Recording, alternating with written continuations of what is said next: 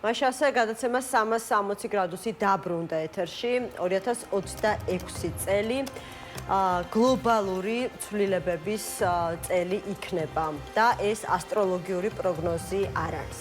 გეოპოლიტიკური პროცესები ელვის სისწრაფით ვითარდება. ანალიტიკოსები სულ უფრო ხშირად განიხილავენ ტრამპის დოქტრინას, რომელსაც სწრაფი გამარჯვების მწვავე საჭიროება უდგას, რადგან ხშირად ახსენებენ მის ცნობილ ფრაზას ჯერ კიდევ პრეზიდენტობამდე, რომ ომს უკრაინასა და რუსეთს შორის ერთ დღეში დაასრულებდა. ტრამპმა ასე ვთქვათ, მხარეებს შორის სამშვიდობო შეთანხმებას ჯერ ვერ მიაღწია, თუმცა სპეცოპერაცია ვენესუელაში ნამდვილად იყო ისეთი გამარჯვება, როგორსაც ესწრაფოდა სწრაფი და თამამი. მადურო ბრუკლინის ციხეშია, ამერიკა ვენესუელას მართვით დაკავებდება, რაც მილიონობით ბარელი ვენესუელური ნავთობის განკარგვას ნიშნავს, რადგან ტრამპ სურს კონდეს, ასე ვთქვათ, პრეზიდენტის იმიჯი, რომელიც ამბობს და ასრულებს კიდეც. ახლა გრენლანდიის მომავლის გადაწყვეტით არის დაკავებული. ჩვენ მოგვიწევს გრენლანდიის დაცვა, რათა მას არ დაეპატრონოს რუსეთი და ჩინეთი. დაახლოებით ასე ჟღერს მისი განზრახვა დანიის დაქვემდებარებაში მყოფ ავტონომიურ ტერიტორიასთან დაკავშირებით. ძალიან მძიმე გადაწყვეტილების მიღებით ტრამპი ირანსაც ემუქრება. ირანში მოგეხსენებათ, რომ ძალიან მძიმე ვითარებაა დაუზუსტებელი ინფორმაციით. სახალხო გამოსვლებს უკვე მოხვა მსხვერპლი, ასევე არაოფიციალური ინფორმაციით მსხვერპლი შესაძლებელი არა რამდენიმე ასეულს, არამედ ათასებსაც ითვლიდეს, რაც შეიძლება ითქვას დაახლოებით 10,000 ადამიანი მოხვდა უკვე საპატიმროებში, სხვათა შორის აიათოლას რეჟიმი ამ უახლოეს დღეებში ამ ადამიანების სამაგალითო დასჯით იმუქრება, რაც მათ სიკვდილით საჯაროდ დასჯას გულისხმობს და ასეთ ვითარებაში ერთ-ერთი მთავარი შეკითხვა, რომელიც აქამდე ძალიან ხშირად ისმოდა ხოლმე და ახლა კიდევ უფრო მეტი აქტუალობით, როდი შეიძლება მოიცალოს, არ ვიცი, ტრამპმა საქართველოსთვის და საერთოდ სად იქნება ჩვენი ადგილი, ჩვენი ქვეყნის ადგილი აი ამ ახალი მსოფლიო წესრიგის თუ უწესრიგობის დამყარების შემდეგ. სწორედ ამ თემებზე ვსაუბრობთ ჩვენ სტუმრებთან ერთად. გიორგი ანთაძე, ინიციატივა ჯერ საქართველოს თანადამფუძნებელი, ჯავქეთის თავდაცვისა და უსაფრთხოების მიმართულების მკვლევარი, მოგესალმებით გიორგი. ზურაბ ბატიაშვილი, ანალიტიკოსი, მოგესალმებით ზურაბ. ძალიან დიდი მადლობა გადაცემაში მონაწილეობისთვის. დავიწყოთ ჯერ ირანში მიმდინარე მოვლენებით, იმიტომ რომ ახლა მთელი ყურადღება არის მიმართული იქითკენ, რომ აი რა შეიძლება, როგორ შეიძლება განვითარდეს მოვლენები. ერთ-ერთი ბოლო ამბავი, რასაც თვალს ვადევნებდი მედიაში, იყო ის, რომ ირანში უკვე დაიწყო ხელისუფლების მხარდამჭერი საპროტესტო აქციები. მანამდეც იყო ვერსია გამოთქმული, რომ შესაძლებელია აი პროცესი ირანში მივიდეს სამოქალაქო მწვავე დაპირისპირებამდე. ჩანს რაიმე გამოსავალი ამ ვითარებიდან? დავიწყებთ თქვენგან. კი ბატონო, გამოსავალი გააჩნია ვისთვის, ასე ვთქვათ, სასარგებლო გამოსავალზე არის აქ საუბარი. ალბათ დიდი ნაწილი, ვინც ამ მოვლენებს უყურებს, მათ შორის საქართველოში, გარკვეულწილად გულშემატკივრობს ირანული ხალხის ასე ვთქვათ, თავისუფლებისთვის, მეტი თავისუფლებისთვის ბრძოლას და გამოსავალი ისეთი, რომელიც მათ ამ მოთხოვნებს დააკმაყოფილებდა, აი ეს არის მთავარი შეკითხვა, შეიძლება ეს მიღწეულ იქნას. ფაქტობრივად არ ხდება დღეს კვლევარი ანალიტიკოსი თუ ირანის მცოდნე, რომელიც ალსახა პროგნოზის გაკეთებას ცდილობს, ან გადაჭრით შეიძლება ზუსტად წინასწარმეტყველოს შესაძლო განვითარების სცენარი მოვლენების, მაგრამ ფაქტი არის, რომ ყოველ შემთხვევაში ამ ეტაპზე რაც ჩანს არის ის, რომ ანუ მოქმედი ასე ვთქვათ რეჟიმი, ხელისუფლება მეტნაკლებად სიტუაციას ჯერ კიდევ აკონტროლებს. და მთავარი ალბათ შეკითხვა, რასაც ჩვენ ასე ძალიან მნიშვნელოვანი არის, რომ რაც გვაინტერესებს არის მოხდება თუ არა გარე ძალების ჩარევა და რა დოზით იქნება, თუ ეს ჩარევა მოხდება, რა დოზით იქნება ეს ჩარევა იქნება სამხედრო ჩარევა, მხოლოდ პოლიტიკური ზეწოლა, რომელიც აქამდე ასე ვთქვათ უკვე გარკვეულწილად გაისმის იგივე ამერიკის შეერთებული შტატებიდან, აი ბოლო ინფორმაციებით სხვადასხვა მედია საშუალებებით რაც შედება განიხილება თითქოს და გარკვეული სამხედრო ასე ვთქვათ ნაბიჯების გადადგმა. ინტერვენცია, ხო? ინტერვენცია არა, ინტერვენცია ტერმინებთან ფრთხილად ვიყოთ, ინტერვენცია ნიშნავს სახმელეთო ძალების ასე ვთქვათ ამოქმედებაზე შეჭრას ანუ გამორიცხულია სახმელეთო ძალების სახმელეთო ოპერაცია. რა თქმა უნდა, ნუ ეს ისეთი სიგიჟე იქნებოდა. ჯერ ესეც ამის ნიშანი არ არის, არანაირი ინდიკატორი არ არის, ანუ ძალების თავმოყრა ირანის გარშემო რაზეც არის საუბარი, არის მხოლოდ გარკვეულ საავიაციო ასე ვთქვათ ბერკეტებზე. დღეს გაკეთა განცხადება, რომ ეს ძალებიც ფაქტობრივად გარკვეული მოქმედებებისთვის ამერიკის შეერთებული შტატების მხრიდან თითქოს საკმარისია, მაგრამ რაღაც სერიოზული დარტყმების ან თუნდაც იმ მასშტაბის მოქმედებების, რაც ჩვენ რამდენიმე თვის წინ ვნახეთ ისრაელთან ერთად, ხო, ეს ოდესაც დაპირისპირება იყო ირან-ისრაელს შორის, ამ მომენტისთვის ეს ძალებიც არ არის და ნუ იქ ხა რაღაცა ინტერვენციაზე საუბარი, ეს გამორიცხულია, იმიტომ რომ ასეთ ძალების თამოყრას თვეები ჭირდება, არა თუ კვირები.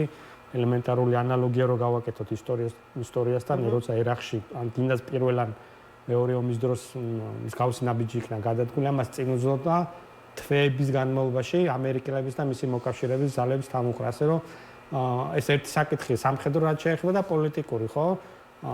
ინტერვენციის ან მსგავსი ნაბიჯების გადადგმა მე დარწმუნებული ვარ, ეს შეიძლება ის იყოს, რაც საერთოდ ამ მოქმედ ხელისუფლებას ირანში აწყობდეს, მით უმეტეს ის მუდმივად ცდილობს იმის აპელირებას, რომ ეს პროცესები გარედან ინსპირირებულია, გარედან მართული არის, შესაბამისად ეს რიტორიკა პირდაპირ ასე ვთქვათ მათ წისქულზე დაასხამებს მსგავსი ნაბიჯების გადადგმა წყალს. ამიტომ მე ვფიქრობ, რომ მაინც ძირითადი სიმძიმე ისევ ირანელი ხალხის ასე ვთქვათ ხრებზე გადავა და გადადის ამ მომენტშიც, მაგრამ ჯერჯერობით როგორც ჩანს ხელისუფლება გარკვეულწილად ფლობს ჯერ კიდე სიტუაციას, ეს ხარდაჭერების მობილიზაციაც, მთელი ის ინფორმაცია რაც ვრცელდება, ამაზე მიანიშნებს. ამიტომ ნახოთ როგორ განვითარდება მოვლენები, ძალიან რთული საპროგნოზოა, ერთი რამე ცალსახად შეიძლება ითქვას, თუ ამ მოვლენებს მოყვება რეჟიმის ცვლილება, ან ირანის კურსის ცვლილება საერთოდ, ანუ ეს სისტემა ან ჩანაცვლება, ან უფრო რბილი გახდება, ან დემოკრატიის წავესქება, ძალიან მნიშვნელოვანი მოვლენა, შორს მიმოვალი, თუ ეს პროცესი გაგრძელდა. ეს ფაქტობრივად შეიძლება ითქვას, რომ პლანეტარული მასშტაბითაც კიცვის გეოპოლიტიკურ სურათს იმდენი აქტორი არის იმ რეგიონში ზოგადად ჩართული. ამიტომ ძალიან მნიშვნელოვანი ფასი ირანში განვითარებული მოვლენების არის უზარმაზარი არა მარტო იმ მოსახლეობისთვის, ვინც დღეს იბრძვის და ქუჩაში გამოდის და აპროტესტებს ამ ყველაფერს, არამედ ზოგადად მთლიანად საერთაშორისო ურთიერთობებს. კი ბატონო, დიახ, გავაგზავნოთ თქვენთან საუბარს, ან ბატონ ზურაბთან გადავალ, მე როგორც მივხვდი გიორგის მოსაზრებიდან, ახლა ირანის ბედი მთლიანად არის დამოკიდებული საპროტესტო პროცესებზე, თუ აიათოლას რეჟიმი შეძლებს და რაღაცნაირად ჩააცხრობს ამ პროტესტს, ის შეინარჩუნებს ძალაუფლებას. ხედავთ თქვენ პოტენციალს იმისა, რომ პროტესტი განვითარდეს და თავის რაღაცა პიკს მიაღწიოს. დავიწყოთ იქით, რომ ეს პროტესტი განსხვავდება წინა პროტესტებისგან და თქვენ კითხვაზე პასუხიც მაინც გამომდინარეობს, რომ ერთი ძალიან მნიშვნელოვანი განსხვავებელი რამ არის ის, რომ ეს წვრილი და საშუალო ბიზნესი დაიწყო და მერე აყო ახალგაზრდობა და ანუ უფრო ფართო მასები არის ჩართული, თუმცა აქაც უკვე დაიწყო დაღლა. დაღლა გასაგებია, რომ ახლა 80-90% ინფორმაცია აღარ გამოდის იმის გამო, რომ ინტერნეტ პრობლემები აქვს და სერიოზული შეზღუდვაა, მაგრამ რაც გამოდის, უკვე დაღლა დაიწყო, რატომ? იმიტომ რომ სერიოზული რაოდენობით დაჭერები იყო, საუბარია ახლა სიკვდილით დასჯაზე, ნაწილი მათი და ისინი ხედავენ, რომ მაინც შედეგი არა, იარაღი არავის არ აქვს, თუ არ ჩავთვლით, რომ 1-2 წაართმევენ ვთქვათ, ხელისუფლების წარმომადგენლებს, მაგრამ ეს დიდ სურათს არ ცვლის და ლიდერების მნიშვნელოვანი ნაწილი დაკავებული ყავთ უკვე. ნუ ლიდერიც ცოტა ეს არის, რა ქვია, გადაჭარბებულია ნაცნობი, იმიტომ რომ პოლიტიკური პარტიები არ არსებობს ირანის სისტემაში პოლიტიკური პარტიები არ ასე ვთქვათ, საპროტესტო პროცესის, ასე ვთქვათ, ლიდერებს. და კიდე ერთი მნიშვნელოვანი მომენტი, რაც განასხვავებს წინა, ასე ვთქვათ, გამოსვლებისგან, არის ის, რომ ახლა ამას აქვს საგარეო განზომილება. მაშინ არ იყო არავითარი მოლოდინი, რომ გარედან ჩარევა მოხდებოდა და ახლა ასეთი მოლოდინი არის, ეს მოლოდინები შეიქმნა, როგორც ისრაელის, ისე შეერთებული შტატების ხელმძღვანელობის განცხადებებით და წინ გვაქვს მაგალითი ვენესუელაში ჩატარებული ოპერაციის, წინ გვაქვს მაგალითი ირან-ისრაელის 12 დღიანი ომის, რომელიც აშკარად ისრაელის უპირატესობით წარიმართა ამიტომ ჩემი აზრით ერთადერთი აქ გამოსავალი არის თუ მოხდება რაღაც თანხმებული მოქმედება გარეს და შიდა ძალების მხრიდან. სხვანაირად ახლა მარტო შიდა ძალებზე დაყრდნობით წინა გამოსვლების დროსაც ვნახეთ ათასობით მსხვერპლი იყო, მაგრამ შედეგი არ მოუტანია. ყველა ხელისუფლების დროს იქ სადაც შეიარაღებული ხალხი უმცირესობა ხედველობაში მაქვს ეს საპოლიციო თუ სხვა სახის შეიარაღებული ნაწილები თუ არ გადადის ხალხის მხარეს, თუ არ ყრის იარაღს, მაშინ პროტესტი ჩაიხშობა ხოლმე, რაც არ უნდა მრავალრიცხოვანი იყოს, ამის მაგალითები უამრავი არის. ხო, მაგრამ ტრამპის არაერთგზის მუქარა მოვისმინეთ, რომ თუ ისინი გამოიყენებენ იარაღს და დახოცავენ საკუთარ მოქალაქებს, კი დახოცეს. წითელი ხაზი რამდენი რა რაოდენობისაა და რეალურად იქ ვერავინ ვერ ითვლის ახლა რამდენი არის დახოცილი, ამას შესახებ ზუსტი ინფორმაცია არავის უბრალოდ ფიზიკურად არ აქვს, ირანი უშველებელი ქვეყანა არის. შეიძლება თავად ირანშიც არ გქონდეთ ზუსტი ციფრი, რამდენი ხალხი დაიხოცა ამ არეულობის დროს. კიდევ ერთხელ ვამბობ, ანუ არსებობს გარკვეული წითელი ხაზები, როდესაც უკვე ამერიკის შეერთებულმა შტატებმა შესაძლებელია მიიღოს გადაწყვეტილება, არ ვიცი, კონკრეტული ძალიან მძიმე ჩარევის თაობაზე, იმიტომ რომ აი რა შეიძლება გააკეთონ გლობალურმა მოთამაშეებმა იმისათვის, რომ ირანის ხელისუფლებამ დაიხიოს უკან. მათ პრობლემები შეექმნათ. ჩარევის სხვადასხვა საშუალებები არსებობს. მათ შორის ინტერნეტის, თქვათ, ხელისუფლების წარმომადგენლებისთვის კომუნიკაციის გათიშვის და ასე შემდეგ ამის საშუალებები არსებობს, მაგრამ და ხალხისთვის, თქვათ, იგივე სტარლინგის ჩართვა არა იმ რაოდენობით, რაც ახლა არის, არამედ მეტი და ასე შემდეგ. მაგრამ ეს არ ყოფნის ამ სიტუაციას, აქ აშკარად დღის წესრიგში დგას უკვე სამხედრო ჩარევა. ეს როგორც გიორგიმაც თქვა, ეს არ იქნება ინტერვენცია კლასიკური გაგებით, ახლა ტანკებით არავინ არ შევა, ირანში უშველებელი ქვეყანა არის. ერთი ბოლოდან მეორეში სულ ბრძოლულად გახვიდე, თვეები შეიძლება დაგჭირდეს. ამაში არ არის საქმე. ეს შეიძლება იყოს ან თუ ამის საშუალება აქვთ, იმიტომ რომ ძალიან ძნელია ვენესუელა არ არის ირანი. იქ რაღაც სპეცოპერაციის ჩატარება ძალიან ძნელია, ერთი, თქვათ, ხელისუფლების წარმომადგენლების დაჭერის მიზნით, მაგრამ ეს შეიძლება იყოს საჰაერო დაბომბები, კონკრეტული უწყებების, კონკრეტული დაწესებულებების, მათ შორის სამხედროსიც. ეს ვნახეთ ჩვენ ირან-ისრაელის 12 დღიანი ომის დროს, ანუ ეს მაგალითი არსებობს. ჩარევა როგორ გამოიყურება ირანის შემთხვევაში. კი ბატონო, რა სურს ტრამპს?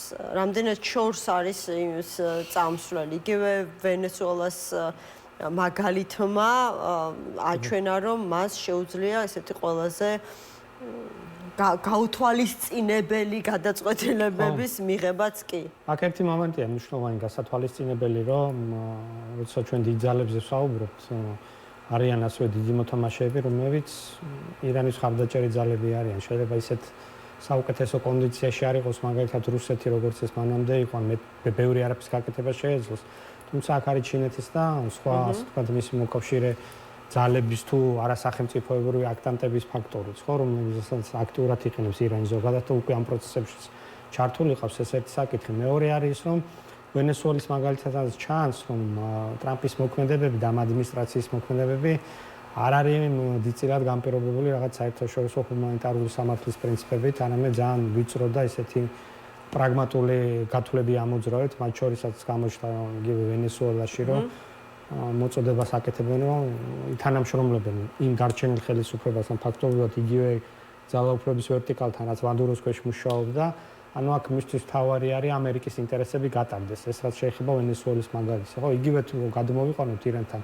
დღეს უკვე იყო ცოტა ხნის წინ გავრცელებული ინფორმაცია, თუმცა დაუდასტურებელი, რომ საგარეო საქმეთა სამინისტროსთან ირანის ამერიკული მხარე გარკვეულ მოლაპარაკებებს აწარმოებს და გავრცელებული ინფორმაციით ირანი ამ მოლაპარაკებებში დაინტერესებულია, რომ დეესკალაცია მოახდინოს ამერიკასთან აი ამ სიტუაციის, რაც ბუნებრივია მის ინტერესშია, რომ მთლიანად კონცენტრირდეს შიდა ამ სიტუაციის მართვაზე და გარედან ნაკლები რისკი იყოს, ასე ვთქვათ, რაღაცა იმ წერტილოვანი დარტყმების, რომელიც არამარტო ინსტიტუტად შეიძლება კონკრეტულ თანამდებობის პირების წინააღმდეგაც განხორციელდეს, რომელიც მართავენ იმ ძირითად ვერკეტებს, რითაც რეჟიმი იცავს დღეს თავს, ხო?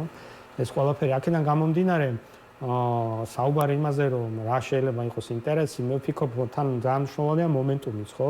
შენ თუ გინდა დაეხმარო საპროტესტო ასე ვთქვათ მოძრაობას სამხედრო ინსტრუმენტის გამოყენებით ეს გარკვეულ დროში უნდა მოხდეს. თუ სიტუაცია გარდატყდა, ჩაგვიანებულია, ფიქრობ, მიუხედავად დაუზუსტებელი ინფორმაციისა, ხო? აღარ მოიტანს ის შედეგს ბუნებრივია, მაშინ ისეთი მასირებული და იმ დონის სამხედრო ზემოქმედებაზე უნდა იყოს საუბარი, რაც უბრალოდ პარალიზებას გამოიწვევს ირანში საერთოდ სახელმწიფოს ფუნქციონირების და მე უკვე ძალიან რისკს ნის ეს მათ შორის უმართავი საშიში პროცესების თვალსაჩინოთაც, ну ყველაზე ცუდ ვარიანტში რაღაც სირიის მსგავსი ასე ვთქვათ სიტუაცია შეიძლება განვითარდეს, იმიტომ რომ ირანი ძალიან ჭრელი არის, ირანშიც ბევრი მიძინებული აქტორი არის და ესე აღრევა და აფეთქება შეიძლება ისე არის სიტუაცია, რომ ну ძალიან აიმგროს წყალი.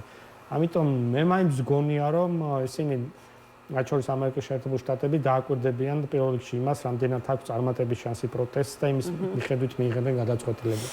ხო, ბატონ ზურაბაი, თქვენ თქვით რომ რეალურად ხა ლიდერები ოპოზიცია არ არსებობს ირანში და ლიდერები ცოტა ისეთი გადაჭარბებული ნათქვამია, მაგრამ თვითონ ირანის შახის სამართალ მემკვიდრე რეზა ფეხლევი, ხო? ანუ რამდენად აქვს მას რეალურად კრიტიკოსები ამბობენ რომ 4 ათეული წელია ის ამერიკის შეერთებულ შტატებს აფარებს თავს და ამდენი ხნის განმავლობაში აი თუნდაც იქიდან დისტანციურად ვერ შეძლო ერთი რაღაცა ეფექტური რაღაცა ორგანიზაციის ჩამოყალიბებაც კი რომელსაც რაღაცა გარკვეული ხა გავლენები გულისხმობ პოლიტიკური განცხადებების თვალსაზრისით ეკნებოდა თუნდაც ირანელებზე პროგრესულად მოასწროვნე ირანელებს. ანუ ეს ფაქტორი, ფეხლევის ფაქტორი რამდენად შეიძლება რაღაცა გახდეს პოლიტიკური კატალიზატორი? წინაზე ვსაუბრობდით სხვადასხვა განმასხვავებელი ნიშნებზე და ერთ-ერთი განმასხვავებელი ნიშანი წინა გამოსვლებისგან სწორედ მეფის შახის ფაქტორის წინა პლანზე წამოწევა, ადრე ეს საკითხი არც განიხილებოდა წინა გამოსვლების დროს და ახლა ძალზე პოპულარული გახდა ეს ფიგურა, მასში ხედავენ სიმბოლოს ცვლილებების. ის ძალიან ჭკვიანურად იქცევა სხვათა შორის, ახლა თქვენ ახსენეთ ორგანიზაციის ჩამოყალიბება, ირანში ვერავით არ ესეთ ორგანიზაციას ვერ ჩამოაყალიბებენ გასაგებია უცხოეთში, უამრავი ორგანიზაციაა, მაგრამ ის ძალიან ჭკვიანურად საუბრობს და ჭკვიანურად უდგება საკითხს. ის არ ამბობს, რომ მე უნდა გავხდე აბსოლუტური მეფე, როგორც თქვათ მამამისის მმართველობის დროს იყო, ის ამბობს, რომ მე დავბრუნდები ირანში, ჩაუდგები, პასუხისმგებლობას ავიღებ და ჩაუდგები სათავეში დემოკრატიულ პროცესებს, ჩავატარებ არჩევნებს და ხალხი გადაწყვეტს, როგორი იქნება შემდეგი მმართველობა. ეს სწორია და ამით ძალიან ბევრი მიიმხრო თავად ირანშიც და ასეთი ერთგვარი იმედი გააჩინა, თუმცა გასაგებია რომ როდესაც ადამიანი ქვეყნის გარეთ იმყოფება იქ შიგნით მიმდინარე პროცესში შეიძლება ნაკლები გავლენა გქონდეს, მაგრამ თუ შევხედავთ სიმბოლოების დონეზეც კი ეს დროშა ხო, შახის ეს დროინდელი ირანის ხო, გამოჩნდა უკვე ირანის ქუჩებში ეს არის სიმბოლო ცვლილებების დღევანდელი გამოსვლების. კი ბატონო, და როგორ უნდა მოიქცეს ასეთ ვითარებაში საქართველო? იმიტომ რომ მანამდეც იყო ბევრი საუბარი იმაზე, რომ იწყება რაღაცა ახალი ეტაპი, ეპოქა გლობალური გადანაწილების. ნუ არიან განსხვავებული აზრის მქონე ანალიტიკოსები, ვინაც ამბობს, რომ ესეთი გადანაწილება რუსეთს, ჩინეთსა და ამერიკის შეერთებულ შტატებს შორის აი მსოფლიო წესრიგისა არ იქნება. თუმცა ფაქტი ერთია, უწესრიგობა იქნება თუ ახალი წესრიგი, აი ასეთ რაღაცა გლობალური მოვლენების ეპიცენტრში ვიმყოფებით. ეკონიებს თუ არა ეს ყველაფერი გავლენას საქართველოზე და უნდა ვიაქტიუროთ თუ არა ჩვენ ასეთ ვითარებაში იმისათვის რომ რაღაცა ჩვენი ქვეყნის ინტერესები არ იყოს უგულებელყოფილი. შეგვიძლია რამე ამ დროს? რო გითხრათ რომ არ იმოქმედებს მეთქი დამიჯერებდით? არა, რა თქმა უნდა. აი, დიახ, რა თქმა უნდა, პასუხი ცალსახად მხოლოდ ერთი არის, იქონებს და აუცილებლად იქონიებს გავლენას. ეს პროცესები, ასე ვთქვათ, ჩვენ ახლა რეალურად ვიყოფებით გარკვეულ ისეთ ეტაპზე, აი რომ შესაძაც შევადო რაღაცა დიდი მტვერი, ხო, არის და უნდა დაჯდეს, რომ დაინახო ის უახლოესი ჰორიზონტი თუ პერსპექტივები რა შეიძლება იყოს.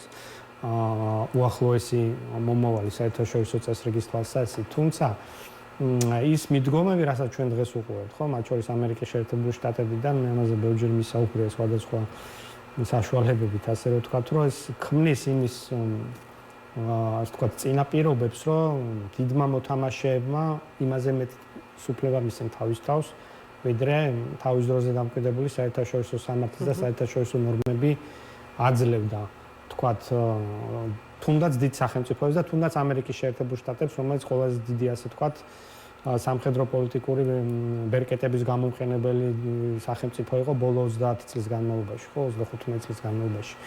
ამიტომ ნებისმიერი მცირე სახელმწიფოსთვის ესეთი რეალობა, როდესაც ჩდება იმის განცდა, რომ ნებისმიერ გეოგრაფიაში შეიძლება რომელიმე ძალამ გადაწყვიტოს და ყველასგან დამოუკიდებლად ხისტი ძალის გამოყენებით საკუთარი ინტერესების გატარება დაიწყოს, ეს ბუნებრივია უქმნის საფრთხეს ნებისმიერ მცირე შესაძლებლობების მქონე სახელმწიფოს, მათ შორის ისეც როგორც ბუნებრივია ჩვენ ვართ, იმიტომ რომ ყველაზე დაცული მაინც პატარა ქვეყნებისთვის არის ის რეალობა, რომელშიც ჩვენ დაახლოებით ვიცხოვრეთ, აი ბოლო ათწლეულების მანძილზე, იქ სადაც მაინც უპირველესად მნიშვნელოვანი არის საერთაშორისო ნორმები და რუსეთისნაირი სახელმწიფოებიც კი ცდილობდნენ მუდმივად რაღაცა დამაჯერებელი წინაპირობები შეექმნათ, თუნდაც თვალში ნაცარი შესაყრელად საერთაშორისო საზოგადოებისთვის, სანამ რაღაცა ხის ნაბიჯებს გადადგა.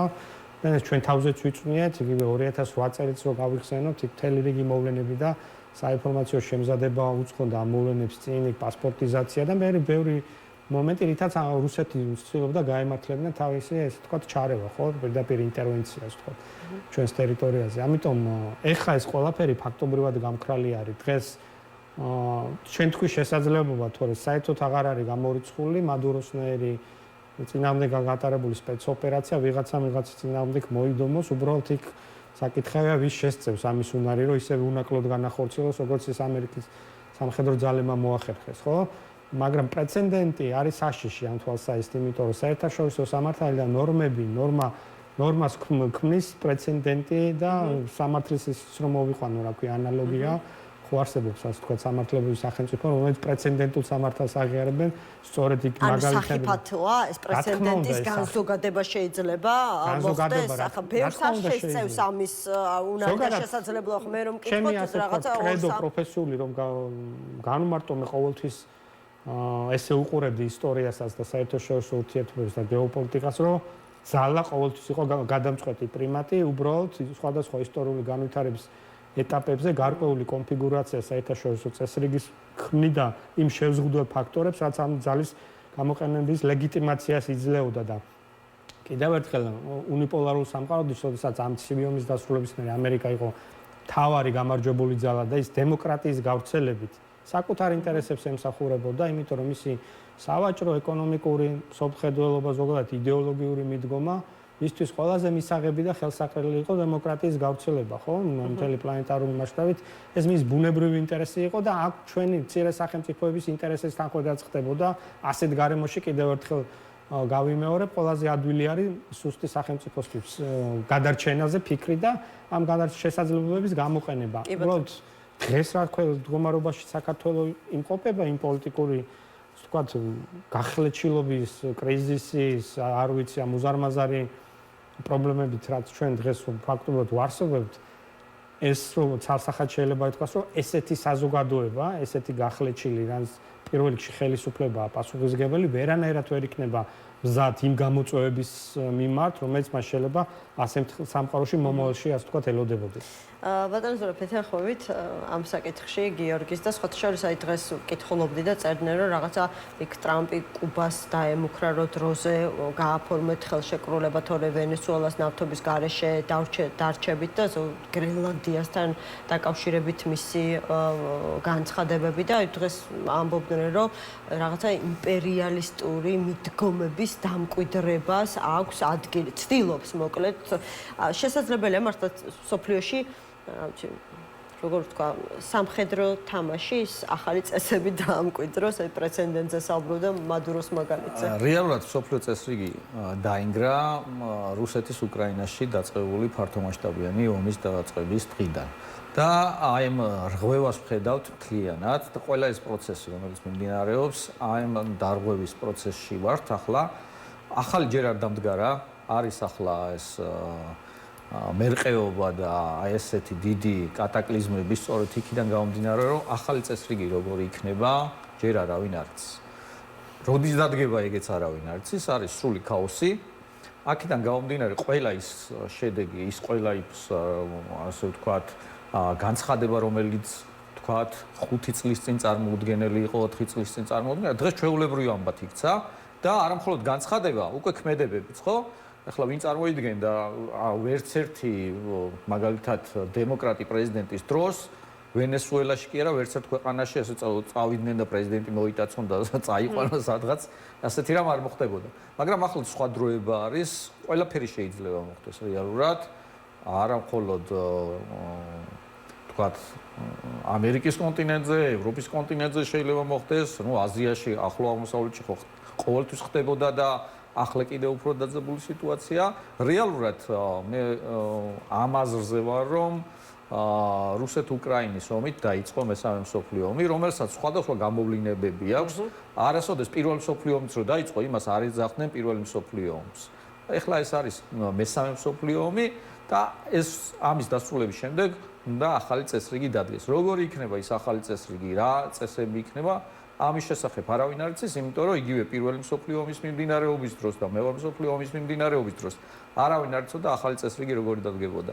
აი ამ პროცესში ვართ და ველოდებით რა მიმართულებით განვითარდება და რა შედეგი დადგება. მადლობა გადაცემაში მონაწილეობისთვის გიორგი ანთაძეს და ზურაბ ბატიაშვილს უსმენდით. გადაცემა 360 გრადუსით ეთერში მე დაგიბრუნდებით 4 შაბათს, თუმცა ხვალაც ჩვენ შევხვდებით ამ არხზე ერთმანეთს 13 საათზე გადაცემაში საქმე დროებით.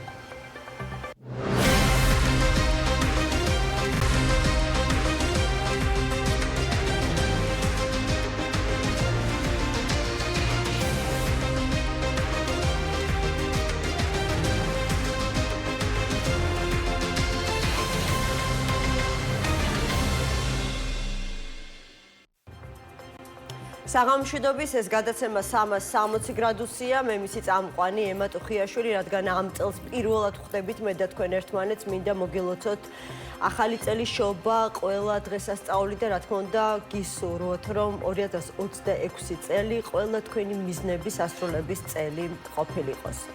ირაკლი ღარიბაშვილი დაკავებულია მას, ასე ვთქვათ, ადგილი მე-12 პენიტენციურ დაწესებულებაში მიუჩინეს. როგორც აღმოჩნდა, ყოფილმა პრემიერმა აღიარა ფინანსური დანაშაული, მაგრამ არასამოხელეო და საპროცესო შეთანხმება გააფორმა საგამოძიებო უწყებასთან, რის საფუძველზეც მას სასჯელის ზომად 5 წლიანი პატიმრობა განესაზღვრა და დაეკისრა ჯარიმა 1 მილიონი ლარის ოდენობით. გამომდინარე იქიდან, რომ წინა სასამართლოს ხდომა პროკურატურის მოთხოვნით გადაიდო და თებერვალში უნდა გამართულიყო, დღეს მოულოდნელად ჩანიშნული ხდომა ბევრი ეჭვის საფუძველი გახდა. ითქვა ისიც, რომ ღარიბაშვილმა შესაძლოა სხვა დაკავებული მაღალჩინოსნების წინააღმდეგ ითანამშრომლა პროკურატურასთან. ან შესაძლოა ღარიბაშვილის ციხეში წასვლა მისი უმოკლესი გზა იყოს თავისუფლებაზე, მათ შორის უდოს ან თუნდაც პრეზიდენტის შეწყალების საფუძველზე. ამ და სხვა თემებზე ჩვენ გადაცემაში სტუმრებთან ერთად ვისაუბრებთ, თუმცა მინდა დავიწყოთ დღევანდელი ჩვენი გადაცემა მზია ამაღლობელის მხარდამჭერი მარშით, რომელიც ამ წუთებში იმართება. შეგახსენებთ, რომ ბათუმელებისა და ნეტგაზეთის დამფუძნებლის ქალი ჟურნალისტის, ასე ვთქვათ, ქალი ჟურნალისტი 1 წელია უკვე პოლიციელისთვის სილის გაწვნის გამო საპატიმრო სასჯელს იხდის. სალომე ჯაფარიძე გვიერთდება ახლა მარშიდან, რომელიც წუთი-წუთზე უნდა დაიწყოს და უფრო მეც გვეტყვის იქ მყოფი ადამიანების განწყობების შესახებ, რა გზავნილები აქვთ იქ მყოფ ადამიანებს მზიასთვის, რომელიც უკვე 1 წელია ციხეში იმყოფება.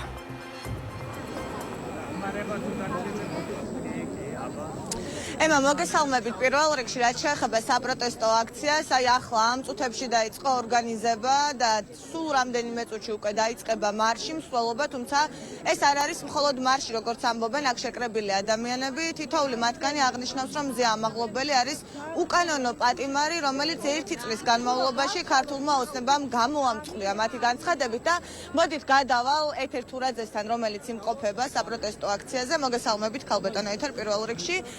1 წელი გავიდა მზია ამაღლობელის დაპატიმრებიდან, თქვენ საუბრობდით ირაკლი დგებუაძის დაწინაურების თაობაზე, როდესაც ვისაუბრეთ ჩვენ მზია ამაღლობელის დაპატიმრებაზე, აი როგორ აფასებთ და აჯამებთ ამ 1 წლიან პატიმრობას? გამიშვი. როგორ უნდა შევაფასოთ ადამიანების უკანონო ტყვეობა, ხო? არის ეს ძალიან დრამატული ამბავია ჩვენი ქვეყნის ისტორიაში, როცა ამდენი უკანონო ტყვე გვყავს, როცა ჟურნალისტი ტყვე გვყავს, როცა ქალი ჟურნალისტი ტყვე გვყავს, აი რომელი ერთი უნდა ჩამოთვალო, ხო? უამრავი ნონსენსია ამ პროცესში, რაც ამ 1 წლის განმავლობაში ჩაიდინეს გადაწყვეტ ძალაუფლებაში მყოფმა ჯგუფმა, ჩაიდინა ძალაუფლებაში მყოფმა ჯგუფმა, შესაბამისად დღეს გვინდა რომ კიდევ ერთხელ შევახსენოთ რომ შეწყვიტონ ამ ადამიანების დევნა, გაათავისუფლონ, იმიტომ რომ ნახეთ სასამართლო პროცესები, ნახეთ მათი ბრალდებები და არავითარი მტკიცებულებები, არა, ნახეთ მათი მობილიზაცია ამ ადამიანების რა ქვია მაგას დისკრედიტაციისთვის, დემონიზებისთვის, გაშავებისთვის არაფერი არ გამოვიდა. ამიტომ დროა რომ გაათავისუფლონ ეს ადამიანები. მეტი არ ვიცი რა ვთქვათ. ადამიანები შევიკრიბეთ დღეს იმისათვის კიდევ ერთხელ გავაგონოთ რომ 1 წლის წინ დატყვევებული მზია ამაღლობელი გაათავისუფლონ. მადლობა ძალიან დიდი ეთერ თურაძეს უსმენდით და მოდით გადავალ მანანა ამაღლობელთან, რომელიც გახლავთ მზია ამაღლობელის ძმის შვილი და ოჯახის წევრი. პირდაპირ ეთერში ვართ, პირველ რიგში გეტყვით. მოკლედ თქვენი ოჯახის წევრია პატიმრობაში, ყველაზე სენსიტიური ალბათ არის ოჯახის წევრებისთვის ეს ყველაფერი, აი რომშია, ფასოჩია, ჯამოთ რა გაიარეთ და რას ელოდებით მეორეს? ძალიან რთული წელი გავიარეთ, ზოგადად რთულია ოჯახის წევრის გადმოსახედიდან აგიხსნათ რა გზა გავიარეთ, იმიტომ რომ რთულია ამის სიტყვებით გადმოცემა. მოლოდინებს რაც შეეხება, ვერანაირ მოლოდინებს ვერ შევიქმნი ნამდვილად, იმიტომ რომ სრულიად არაპროგნოზირებადია ყველაფერი და ერთადერთი ვისურვებდი, რომ მზია გათავისუფლდეს და გამართლდეს. არა შეწყალებით, არამედ სასამართლო პროცესით. მადლობა. ბატონო, უსმენდით მზია ამაღლობელის ოჯახის წევრს. მოკლედ ასეთი ვითარება არის მარჯანიშვილის მოედანზე, სადაც უკვე იწყება, ვხედავთ ჩემს კადრს უკან მსვლელობა, ემა ცხადია რომ განცხადებები თუ სხვადასხვა სახის შეფასებების ჩამოგიერთდებით პირდაპირ ეთერში. მადლობა, სალომე, ჩვენ არ დაგემშვიდობებით. ეს სალომე ჯაფარიძე იყო, სადაც იწყება მსვლელობა, რომელიც ეძღვნება მზია ამაღლობელს და ისევ 1 წლის შემდეგაც ისმის მოწოდებები ხელისუფლების მისამართით, რომ გაათავისუფლონ უკანონო პატიმრობაში მყოფი ქალი ჟურნალისტი. გიგა ბოკერია, პარტია ფედერალისტების თავმჯდომარეა ჩვენთან ერთად. მოგესალმებით ბატონო გიგა, მადლობა გადაცემაში მონაწილეობისთვის. ეხლა ძალიან სწრაფად გადავავლე თვალი. დღეს მზია ამაღლობელის მხარდამჭერი განცხადებები არა მხოლოდ საქართველოში ისმოდა, საქართველოს ფარგლებს გარეთაც კიდევ ერთხელ მოუწოდეს ქართულ ოცნებას, რომ გაათავისუფლონ მზია ამაღლობელი, ისევე როგორც სხვა უსამართლოდ დაკავებული პირები, ეს იქნებოდა ევროსაბჭოში, გერმანიის ელჩი, ეს იქნებოდა პრესის საერთაშორისო ინსტიტუტი, ეს იქნებოდა მაგალითად ევროპარლამენტარების, ცალკეული ევროპარლამენტარების განცხადებები. აი მაინც როგორ ფიქრობთ, რატომ გაჯიუტდა მზია ამაღლობელის кейსთან მიმართებაში, მათ შორის მზია ამაღლობელის кейსთან მიმართებაში ქართული ოცნება, როდესაც 2 წლით ქალი ჟურნალისტი ციხეში გამოამწყვდიეს რეალურად სილის გაწვნის გამო. მადლობა კიდევ ერთხელ მოწვევისთვის, მეც დაგვიანებით უერთდებით თქვენ მოლოცვას, თქვენც გილოცავთ ახალწელს. ხო, ჯერთი უნდა აღნიშნოთ, რომ თქვენ თუ სწორად ძანეთ, რომ ჩვენ ათეულობით პოლიტიკური პატიმარი ყავს, სხვადასხვა ანატომიით, მაგრამ ყველანი ისინი პოლიტიკური პატიმარები არიან, იმიტომ რომ მათი დევნის მოტივი პოლიტიკურია, მათ სამართლიან სასამართლოს შანსი არ ქონდათ. იმის და მიუხედავად, ვინ როგორ აფასებს და იქ განსხვავებული ადამიანები არიან მათ შორის, მაგრამ ბევრი არის ახალგაზრდა და აი ამ ყველაში ადამიანს შორის ამაღლობელის შემთხვევა მზიასი მართლა მაინც გამოირჩევა და არა მარტო იმიტომ რომ ეს ქალია და ამ ნიშნით უყურებ, არამედ სწორედ იმის გამო, რომ ის რაც ოფიციალურად ბრალდება, რაც ფორმალურად, ანუ ის კი არა რაღაცა მოიგონეს რაც ბევრ სხვა შემთხვევაშია, როცა ფალსიფიცირებულია პიკისებულები.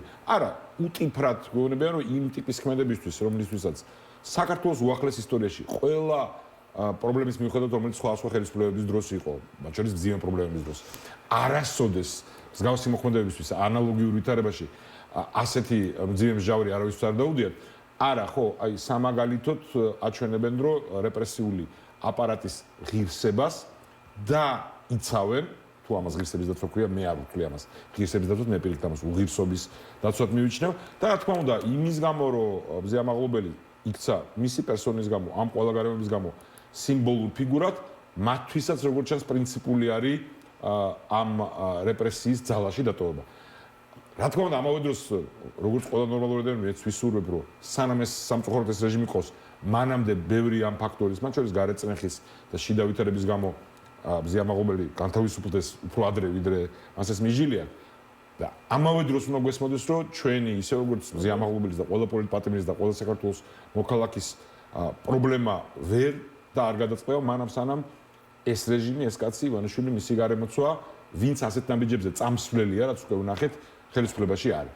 იმიტომ რომ სადაც ეს შესაძლებელია რომ ერთხელ მოხდეს, როცა რაღაცა კრიზისი ქონდათ და აქვთ პროსტორად და სერიოზული.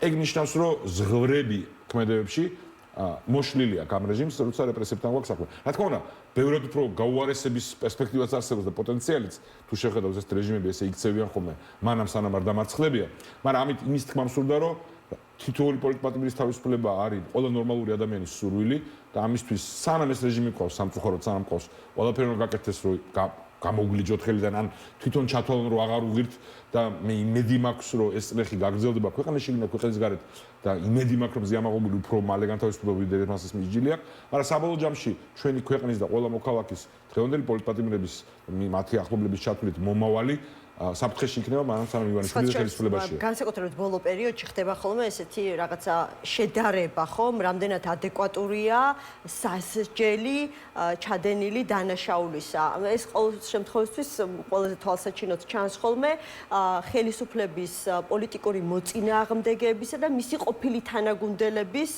შემთხვევაში. ღარიბაშვილის საქმეზე მინდა გადავიდე. არა მარტო, მოდიში კიდევ ერთხელ ვთქვათ, ჩვენ გვაქვს ნანახი თუ პოლიციელების ღირსებაზე ელაპარაკეთ ამ შემთხვევაში ხას უღირსობას უსვავს ხას იმ პოლიციელის იმ ხელმძღვანელის მთელი რეჟიმის ეს ამბავი ამაღლებს. ჩვენ არ გვაქვს ფიზიკური თავდასხმები პოლიციელებზე, როცა ეს თავდასხმები ხდებოდა ამ კრიმინალური დაჯგუფებების მიერ წარმომადგენლებს, აი ამ კულტურის წარმომადგენლების მხრიდან, ან ივანიშვილის რეჟიმთან და ქართულ ოცნებასთან აფილირებული ჯგუფების მხრიდან. სრული უპატივცემობა დამცირება პოლიციელებიც და იქ ჩვენ სასჯელები რაც ნახე გვაქვს, იყო ან არაფერი, ან ადმინისტრაციული ჯარიმა, ან სუბუქი ასე ვთქვათ, პირობითი პატიმრობა. ამის სტატისტიკაც გააკეთეს ცოტა ხნის წინ, რომ ჩვენ იმენად ეს კონტრასტი. თქვენ ახლა მივუთითებთ დღევანდელ ამ ამბავზე, ხო? ღარიბაშვილი პოლიტიკური პატიმარია? არა, რა თქმა უნდა, იმიტომ რომ ის პოლიტიკურად არც დაპირისპირებია ხელისუფლებას. ის არის შიდა ისტერიის და პარანოის და ამ კრიმინალურ ბანდაში გარჩევის მსხვერპლი. მას დაუპირისპირდნენ, ანუ თქვენ ამბობთ, რომ ეს წმინდა სამართლებრივი ანგარიშწორება მის წინააღმდეგ? კრიმინალური ანგარიშწორებაა. კრიმინალური იმ ბანდაში, რაც ივანიშვილის რეჟიმი ქვია. პოლიტიკური პატიმრის ტესტი არის, რომ мотиваცია ხელისუფლების უნდა იყოს პოლიტიკური, იმიტომ რომ ეს ადამიანი უპირისპირდება ხელისუფლებას. კლასიფიკაციაც ხო არსებობს პოლიტიკური კი, პატიმრის? ანუ უნდა უპირისპირდებოდეს ხელისუფლებას, ანუ მისი ოპონენტი უნდა იყოს. რომ არა პოლიტიკა, ღარიბაშვილი ოპონენტი არ უნდა იყოს. გადაიკვეთებოდა ამ დონეზე და შესაბამისად აი ეს რაღაცა კრიმინალური გარჩევა, რასაც არა, მარტივ კითხვაში ღარიბაშვილი იყო ოპონენტი ამ ხელისუფლების? ასე ღიად არა. ფარულად იყო რამე საფუძველი. იყო გარკვეული ეჭვები, ხო? ხო, განიხილება ერთ-ერთი ვერსია, რომ დაინახეს მასში გარკვეული პოლიტიკური პოტენციალი და ამიტომ ასე ვთქვათ მოხდინეს მისი იზოლირება პოლიტიკური ჩვენ საჯაროდება დისკუსიაში ზოგადად მიმომხილველების მხრიდან და ანალიტიკოსების მხრიდან უამრავი ვერსია გამოიწვის ხოლმე ყოველგვარი საფუძვლის გარეშე და სულ შეთქმულების თეორიებისკენ არიან და ეძებენ რაღაც სხვა რაღაცებს. როცა ზედაპირზე რაც დევს ამ შემთხვევაში არის ის რაც აბსოლუტურად ნათელი და აშკარაა. ეს ადამიანი ყოველთვის იყო ყურმოჭრილი პოლიტიკური მონა ივანიშვილის, რიტორიკულად და რეალურად. როცა უთხრას მაშინ მიდიოდა, როცა უნებოდნენ მაშინ მოდიოდა და ის იყო, რა გითხრათ, აი მაგალითად თუ გინდათ სამარცხვინო პირფერობის ის იყო, ხო? მადლობა ბატონ ბიძინა, ხო? ეს მისი ის არის, ხო? დამისახელეთ ერთი ადამიანი მაინც, რომელიც აი ქართული ოცნებიდან წამოსვლამდე ღიად დაუპირისპირდა ქართულ ოცნებას. არა, ეგ რა შეშო, მე ხო, ამიტომაც ისინი არიან პოლიტპატიმრები. ხო. მე არც ერთი არა პოლიტიკოსები, ვინც ისეთ პოლიტიკური არჩევანი არ გაუკეთებია. ხო, ისინი ეწირებიან ამ ტიპის ავტორიტარულ რეჟიმებს, რაც ახასიათებს ივანიშვილის და როცა ისინი კრიზისში არიან, წლეხის ქვეშ არიან, ქვეყნის შიგნით საზოგადოების მხრიდან, ქვეყნის გარეთ, ასეთ დროს იწყება კრიზისი, პარანოია, ისტერია და კრიმინალური გარჩევები, ხო? და აი ამ გარჩევების სხვებია თვითონ ეს ამბავიც, რაც თქვენ სწორად გაიხსენეთ, ხო? ანუ როცა ამ ხარისხის ბრალდება იყო წაყენებული, რომელიც მან აღიარა, ხო? ეხლა უკვე ფორმალურად გაფორმებულია. ხო, რომ მილიონობით ქონება იშოვა უკანონოდ თანამდებობაზე ყოფნის შედეგად. ლეგალიზება არ მოუხდენიაო თორე ხას. ეს არ ყოფილა სამოხელეო დანაშაული.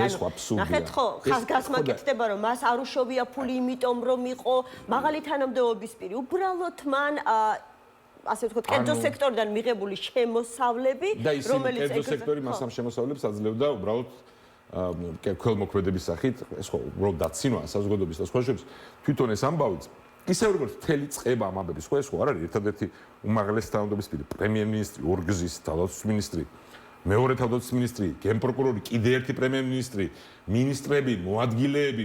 ანუ ჩვენ გვაქვს სურათი არა ის რომ რაღაცა იზოლირებული შემთხვევა ქონდეს და ეს უნდა საზოგადოებას უნდა თვალი გაუსწოროთ და უმძიმეს რეალობას ყველა მიუხედავად პოლიტიკური სიმპათია ვის როგორი გვაქვს რომ ამ რეჟიმისთვის უკანონო შემოსავალი და გამდიდრდება ძალაუფლების გამოყენებით არის ცხოვრების წესი. ეს არ არის გამონაკლისი, თქმა უნდა.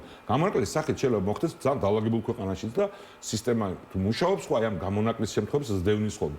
მაგრამ აქ გვაქვს წყება მთელი. ეს ხალხი რამე, ის კი არ იყო რაღაცა თუნდაც რიგითი, მაგრამ მნიშვნელოვანი პოლიტიკური ფიგურები. არა, პრემიერ-მინისტრი ჩვენი კონსტიტუციური მოდელით ის იყო ამ ქვეყნის ხელმძღვანელი ორჯერ. ხო და რატომ მივიდა ციხემდე კრიმინალური გარჩევები და კრიმინალური კლასიკური კრიმინალური გარჩევები ციხის გარეშე წყდება ხოლმე როგორც არა, როცა ხელისუფლებაში კრიმინალური პოლიტიკური ბანდა აი როგორც ივანიშვილი მართავს ხო ქვეყანას აი როგორც გაირკვა რომ გენპროკურორი მისი ყოფილი რომელიც იყო ჟავრდებული კრიმინალი ეს მერე გასკდა ეხა ბრალდებული არის შიდა კრიმინალურ მაფიოზურ გარჩევაში შეკვეთა მკვლელობაში ფარცხალაძე ხო ანუ ისე ჩემ ინტერპრეტაციებზე გელაპარაკობ რაც ჩვენ ვიცოდით გონივრული ეჭვის საფუძველზე რაც დადასტურდა მათივე ქმედებების შედეგად ანუ ეს გარჩევა ანუ შიგნით ვინც ბატონი არის და ვინც არაფორმალური მმართველია წლებია და ესეც ყველამ ვიცით ხო ვისაც საგალობლებს უძღვნიან ყველანი როცა უმაღლეს თანამდებობის პირებზე არის როცა გაბრაზდება და ცუდად აქვს საქმე თავის ბარტყებს სჯის და სამაგალითოდ სჯის ვიღაცას გაბრაზდება ვიღაცაზე იეჭვიანებს სამაგალითოდ დასჯა იმიტომ რომ ზოგმა სამაგალითოდ თავისი ლოიალისტებისთვის თორე არა კანონის უზენაესობის თვალსაზრისით ხო და იმაგას უსვავ ხალხს უყურეთ ეგეც კრიმინალური ამბავია ხო ის კი არ მოხდა საკაშუმა თავის საქმესაც კი შეადარა რომ მეო 3 მილიონი დოლარის გაფლანგვას მედავებოდნენ და 9 წელი მომისაჯოსო და ღარიბაშვილი კი მითვისებული 6 მილიონი დოლარი სახლში უპოვეს და 5 წელი მისცესა გავიგე ხო და უყურეთ რომც მიეცათ 8 წელი ან 7.5 ეს არსებით არ შეცვლიდა ამ რეჟიმის ბუნებას. ასეთი მსჯავრი როცა დგება, ჯერ თქვენ ვინა როას ეს ხო არ არის? ეს მილიონები ჰაერიდან ხوار მოსულა, ვინისა, რაში ყავ მარტო ხوار შეიძლება რომ დამნაშავე ყოფილიყო ის. აქ ყველაფერი ხდება ეს არაფორმალურ ამბავში. ანუ ამ ისტერიის, ამ პარანოის შედეგად, როცა საკუთარი ბარტყების ჭამას იწყებს რეჟიმი ივანიშვილის სახით, ის დასაჯეს ესე სამაგალითოდ ლოიალისტებისთვის თორე კანონის უზენაესობას კი არ მიყვებიან. კანონის უზენაესობას რომ მიყვებოდნენ, საერთოდ ყველანი ივანიშვილი არის ამ ყველაფრის სათავეში, ხო? ვინმე ჯერა რომ ასეთი სისტემური კორუფცია პოლიტიკური ამდენი თანამდებობის პირის უბრალოდ ისე არსებობდა და იმან ვისაც სრული ძალაუფლება ჰქონდა არ ქონდა არა ისევე როგორც ხო და არც არავის არ მოგჯეროდეს და უნდა შევახსოვოთ მესიჯი რომ შენახეთ მე ჩემი არის პროპაგანდისტული მესიჯი აქვს ისევე როგორც ახასიათებს ხოლმე ამას ურთიერთგამომრიცხავი თან ამხელენ უღალატ ამ ქვეყანა არ შეიძლება ეს არის ჩვენი ღალატი არის ეს კორუფციაში ჩაბმა მასაც იძახია რომ გააშავონ მაგრამ მისი პერსონალური ლოიალისტებისთვის ეს საკენკი აქვს გადაყრილი რომ მან მხოლოდ აღიარა რომ უკანონოდ იღებდა ფულსო თორე თანამდებობა არ გამოუყენებია აბსურდი ბოდვას გვთავაზობენ. ხო და იგივე ლოიალისტებს შესთავაზებენ ახლა საჩვენებლად რუსთავის მე-12 პენიტენციურ დაწესებულებას, სადაც ერთ ჭერტქვეშ ციხეში ზის ყოფილი პრემიერი, მათივე ხელისუფლების, ყოფილი თავდაცვის მინისტრი, ყოფილი სუსის უფროსი, იქვე სხედან ოპოზიციონერი პოლიტიკოსები, ყოფილი პრეზიდენტი მიხეილ სააკაშვილი და ყველა ერთ ან იმუშავებს თუ არა ამ ლოიალისტებზე ეს გზა მიდგომა მათი. რომ ნახეთ, ობახიძე და მდინარეძე არავის არ ინდობს. გავიგე და ხვალ რო კობახიძეს თუ დაიჭერენ, მე იქნება რომ დინარაძე და პაპუაშვილი არ ვისარინდობენ. მე პაპუაშვილს თუ დაიჭერენ, იქნება რომ ისარინდობენ. ვერსია რომ შესაძლებელია კობახიძემ და დინარაძემ დაიჭირონ ბიძინა ივანიშვილი. არა, ეს რა სააკაშვილიც ამ ვერსიას ავითარებს მათ შორის. და რატომ ეკითხებით ამ სააკაშვილის მორიგბოდვაზე კიდევ ხო? რა მნიშვნელობა? ნუ ხუხაშვილი მით უმეტეს. რა სისულელია, რა საფუძველი გვაქვს ამისი? როგორ შეიძლება მუდმივად ყოველგვარი საფუძვლის გარეშე ეძებდნენ ადამიანები საკუთარ თავის გამოჩენის მიზნით რაღაცა შეთქმულებებს, თან აბსურდულს, თან ისეთს, რომელიც რაღაცნაირ თვალსაზრისით მაინც უმსუბუქებს ტვირთს იმ რეჟიმს, რომელიც საქართველოს საფრთხეს უქმნის. ივანიშვილი იყო და არის სრული ძალაუფლების მფლობელი. და ეს ვიცით უდაოდ, არა მარტო რაღაცა ჩვენი ვერსიებით, ქმედებებით, ხო? ანუ ვიმეორებ კიდევ ერთხელ, ყველა ეს ადამიანის პოლიტიკური არარაობები ვინ ჩამოთვალეთ, როცა კი მათ უთხრა ეტყვის ივანიშვილი, მაშინ გაქრებია. თუ ეს ვითარება როდესმე შეიძლება და ვინმე გადატრიალებას მოაწყობს, ეგ კი არ დაიმალება. და ეხლა ყველა მიცით რომ ძალაუფლება აქვს მას და როგორც ასეთი ავტორიტარული კრიმინალური რეჟიმები იქცევიან ხოლმე ისტერიკაში ყოფნის დროს, კრიზისში ყოფნის დროს და იქამდეც როცა ძალიან კრიზისში იყო, მაშინაც უყვარდა მას ხოლმე ესეთი ეჭვიანობის ნიადაგზე სასჯელები. ყველა მიცის საჯაროა ეს ინფორმაცია, ჩემი შეთქმულების თეორია არ არის. ამიტომ თავარი რაც ქართულ საზოგადოებას რასაც თვალი რომ გავუსწროთ ყველა, მაგრამ ჩვენ ყავს რეჟიმი უკვე წლებია, რომელიც ჩვენი მოქალაქეების მომავლის აწყოს და მომავლის ხარჯზე მდიდრდება. და ის რომ ამ რეჟიმის შიგნით მამა თავარი ხანდახან ვეღაცაზე იეჭვენებს და გაბრაზდება დასჯის, ეგ არ ცვლის ამ თამაშის წესს, პირიქით ადასტურებს მხოლოდ.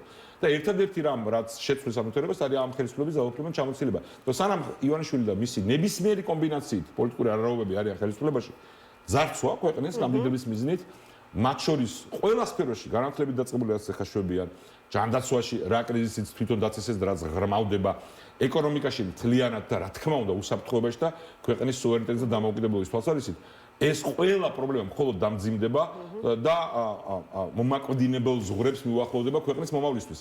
ამიტომ აქედან დასკვნა ერთი არის. არავინ არ უნდა აყვეს არც შეთქმულების თეორიებს, არც რაღაცა სრულად უსაგნო დისკუსიას უსაფუძვლო ვერსიებზე. თავარი წყალებში ვერსია კი არა, რეალობა არის რომ ეს რეჟიმი ამ ისტერიკის შედეგად თვითონ ადასტურებს იმას, რისი ეჭვით საზოგადოების უდიდეს ნაწილს ისაც ჰქონდა.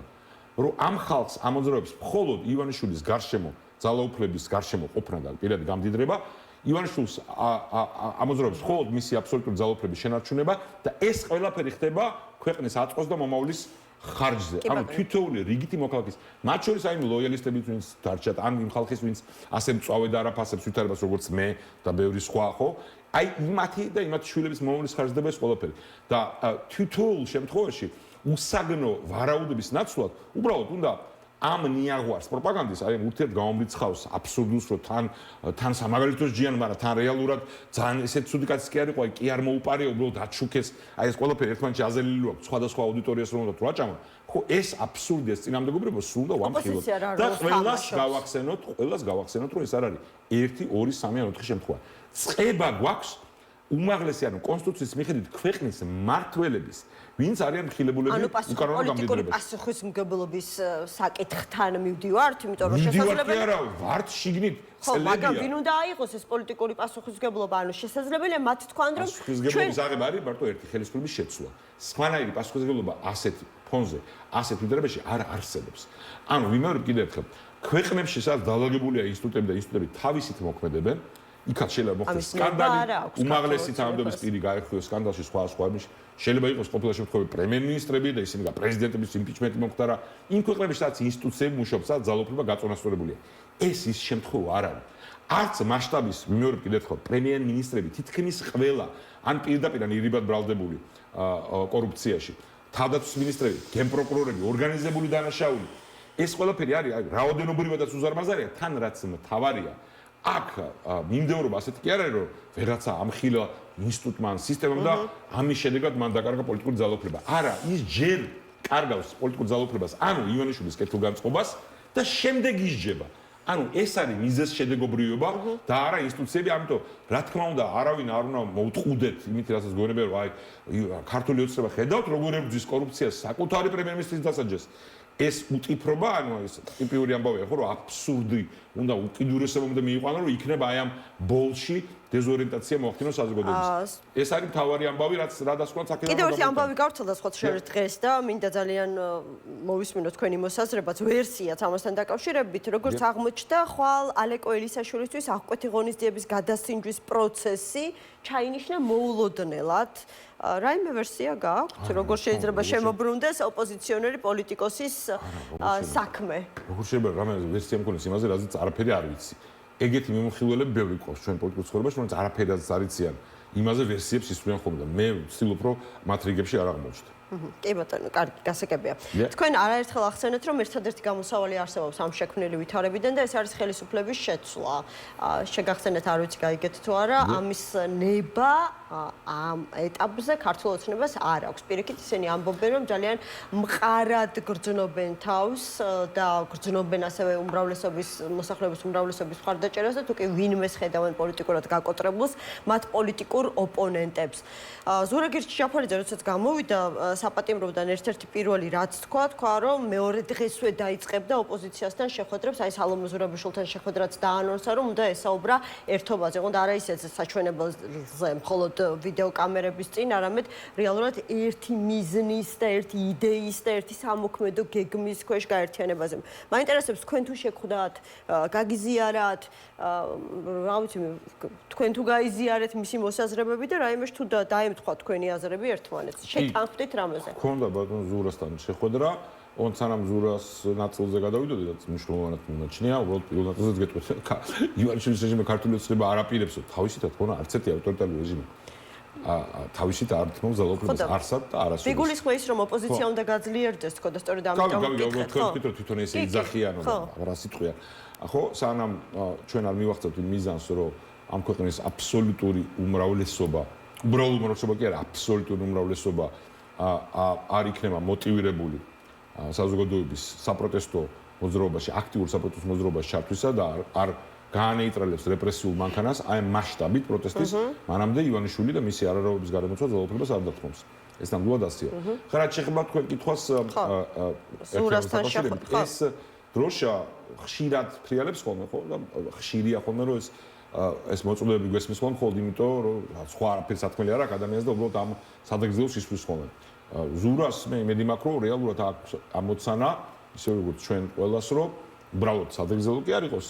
თუმცა არამედ პოლიტიკურ ძალებს შორის სტრატეგიაზე და ქსელის წესებზე, ერთმანეთთან ურთიერთობის წესებზე მოხდეს შეჯერება პოზიციების. იმიტომ რომ არაფრის მომტანი არ ახლა უბრალოდ ერთიანობაზე ლაპარაკობ და მე შეთანხმებიდან გახვალდა თვითმმართველობის არჩევნების წოდებულ ფარსში მიიღე მონაწილეობას და ამით აი ამ განხეთქილებას გააფორმებ, რაც გააკეთა ლელომ, ხო, სამწუხაროდ.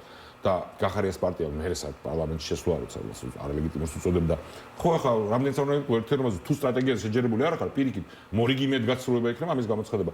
იგივე შეიძლება ითქვას ნაციონალურ მოძრაობაზეც, ხო, რომელიც ღრმა კრიზისშია ასევე ლელოს მსგავსად საკუთარ თავის რიგებში, ხო, რომ თან ერთ დღეს იძახი რომ არ შეიძლება ესე რაღაც ვადების დათქმა, იმიტომ რომ უპასუხისმგებლობა და ხალხის შეცდომა შეყვანა, მე როცა წაგიღებს ეს განწყობა ან სააკაშვილისგან ვეღანასგან სიგნალი მოვა, მე შეუერთდე აი ამ უპასუხისმგებლობას, რაც ჩვენ 4 ოქტომბერთან დაკავშირებით ვნახეთ, რომელმაც სამწუხაროდ ივანიშვილის რეჟიმის ძალის დემონსტრირების საშუალება მისცა. უკანონოდ კვლავ.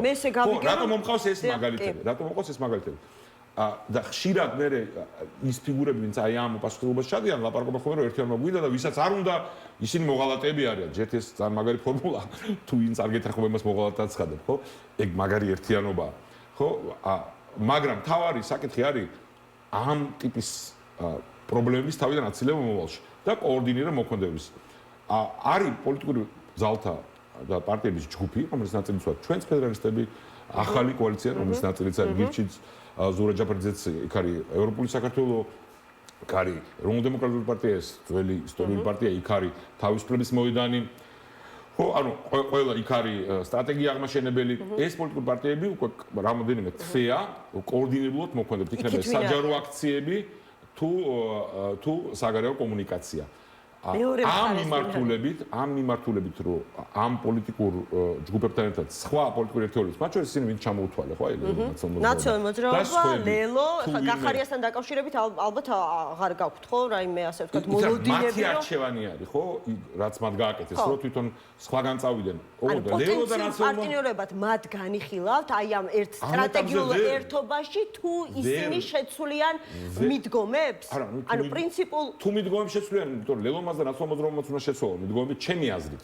უნდა შევჯერდეთ, აი კონკრეტულ მაგალითზე მითხრა. კონკრეტული მაგალითები. უნდა შევჯერდეთ, რომ იმ ტიპის ქმედებებში, რომლებიც დეკორაციად აქცევს ოპოზიციურ პარტიებს ავტორიტარულ რეჟიმების, მხოლოდ იმიტომ, რომ თავი გამოიჩინო და ლიდერად გამოჩნდა, აღარ მიიღებთ მონაწილეობას.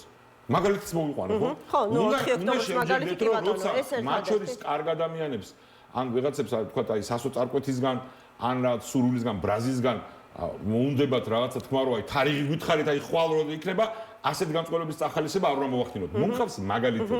ისევე როგორც უნდა შევჯერდეთ სხვა ტიპის მნიშვნელოვან სტრატეგიულ ნაბიჯებზე და ქცევის წესებზეც, ხო? როცილის წამება, თავდასხმები ამ ტიპის ტყუილის დაბრალება, უბრალოდ ტალახის როლა არ შეიძლებაოდეს. მაგალითად მომხავს. ჩვენ ფედერალისტები და ის პოლიტიკური ჯგუფები, ვინც ჩვენ პარტნიორები არიან ამ პროცესში, ვართ მოწადინებულები, რომ ამ მიმართულებით გაფართოვდეს რაოდენობა იმ პოლიტიკური ჯგუფების, ვინც აი ამ თამაშის წესებზე და ამ სტრატეგიებზე შეჯერდება. ზურას როლი ამ საქმეში თუ ის გაიზიარებს ამ ხედვას შეიძლება იყოს მნიშვნელოვანი. ამ შეხვედრის დროს ვერ გაირკვა იზიარებს თუ არა ამ შეხედულებას და ხედავს თუ არა თავის მე თქვენ გინდათ რომ მის ნაცვლად ვისაუბრებ. მის ნაცვლად არ ვისაუბრებ. თქვენ თავისუფლება დაგჭათ ეს მითხარით ანუ შეიძლება დამრჩა რომ ის მოწადინებულია რომ აქ გადაიდგას ნაბიჯების სწორი მიმართულებით. ამის მეძე მე მის ნაცვლად არ ვისაუბრებ. ჩვენი ხედვა გავაცანით მას. როგორია რა ძალიან დეტალური კი არა ის რაც აქ მოკლედ წარმოგიდგინეთ.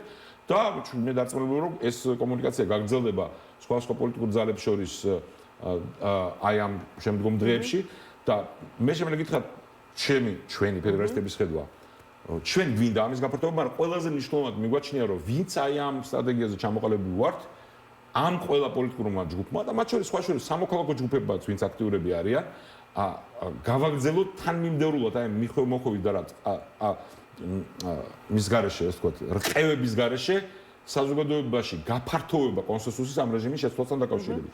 და ამას სჭირდება სწორედ აი ამ ტიპის თანმიმდევრულობა, ამას სჭირდება დემონსტრირება იმისი, რომ ალტერნატივა განსხვავებული პოლიტიკური ძალების არსებობს, რომელსაც შეუძლიათ თანამშრომლობა და ამის მაგალითიც გვაქვს, რომ რაღაც მინიმალურ ნაბიჯებზე შეჯერება განსხვავებული პარტიების პოზიციების მოხერხდა თავის დროზე პრეზიდენტ ზურაბიშვილის ქვეშ, ქართული ქარტიის ქვეშ.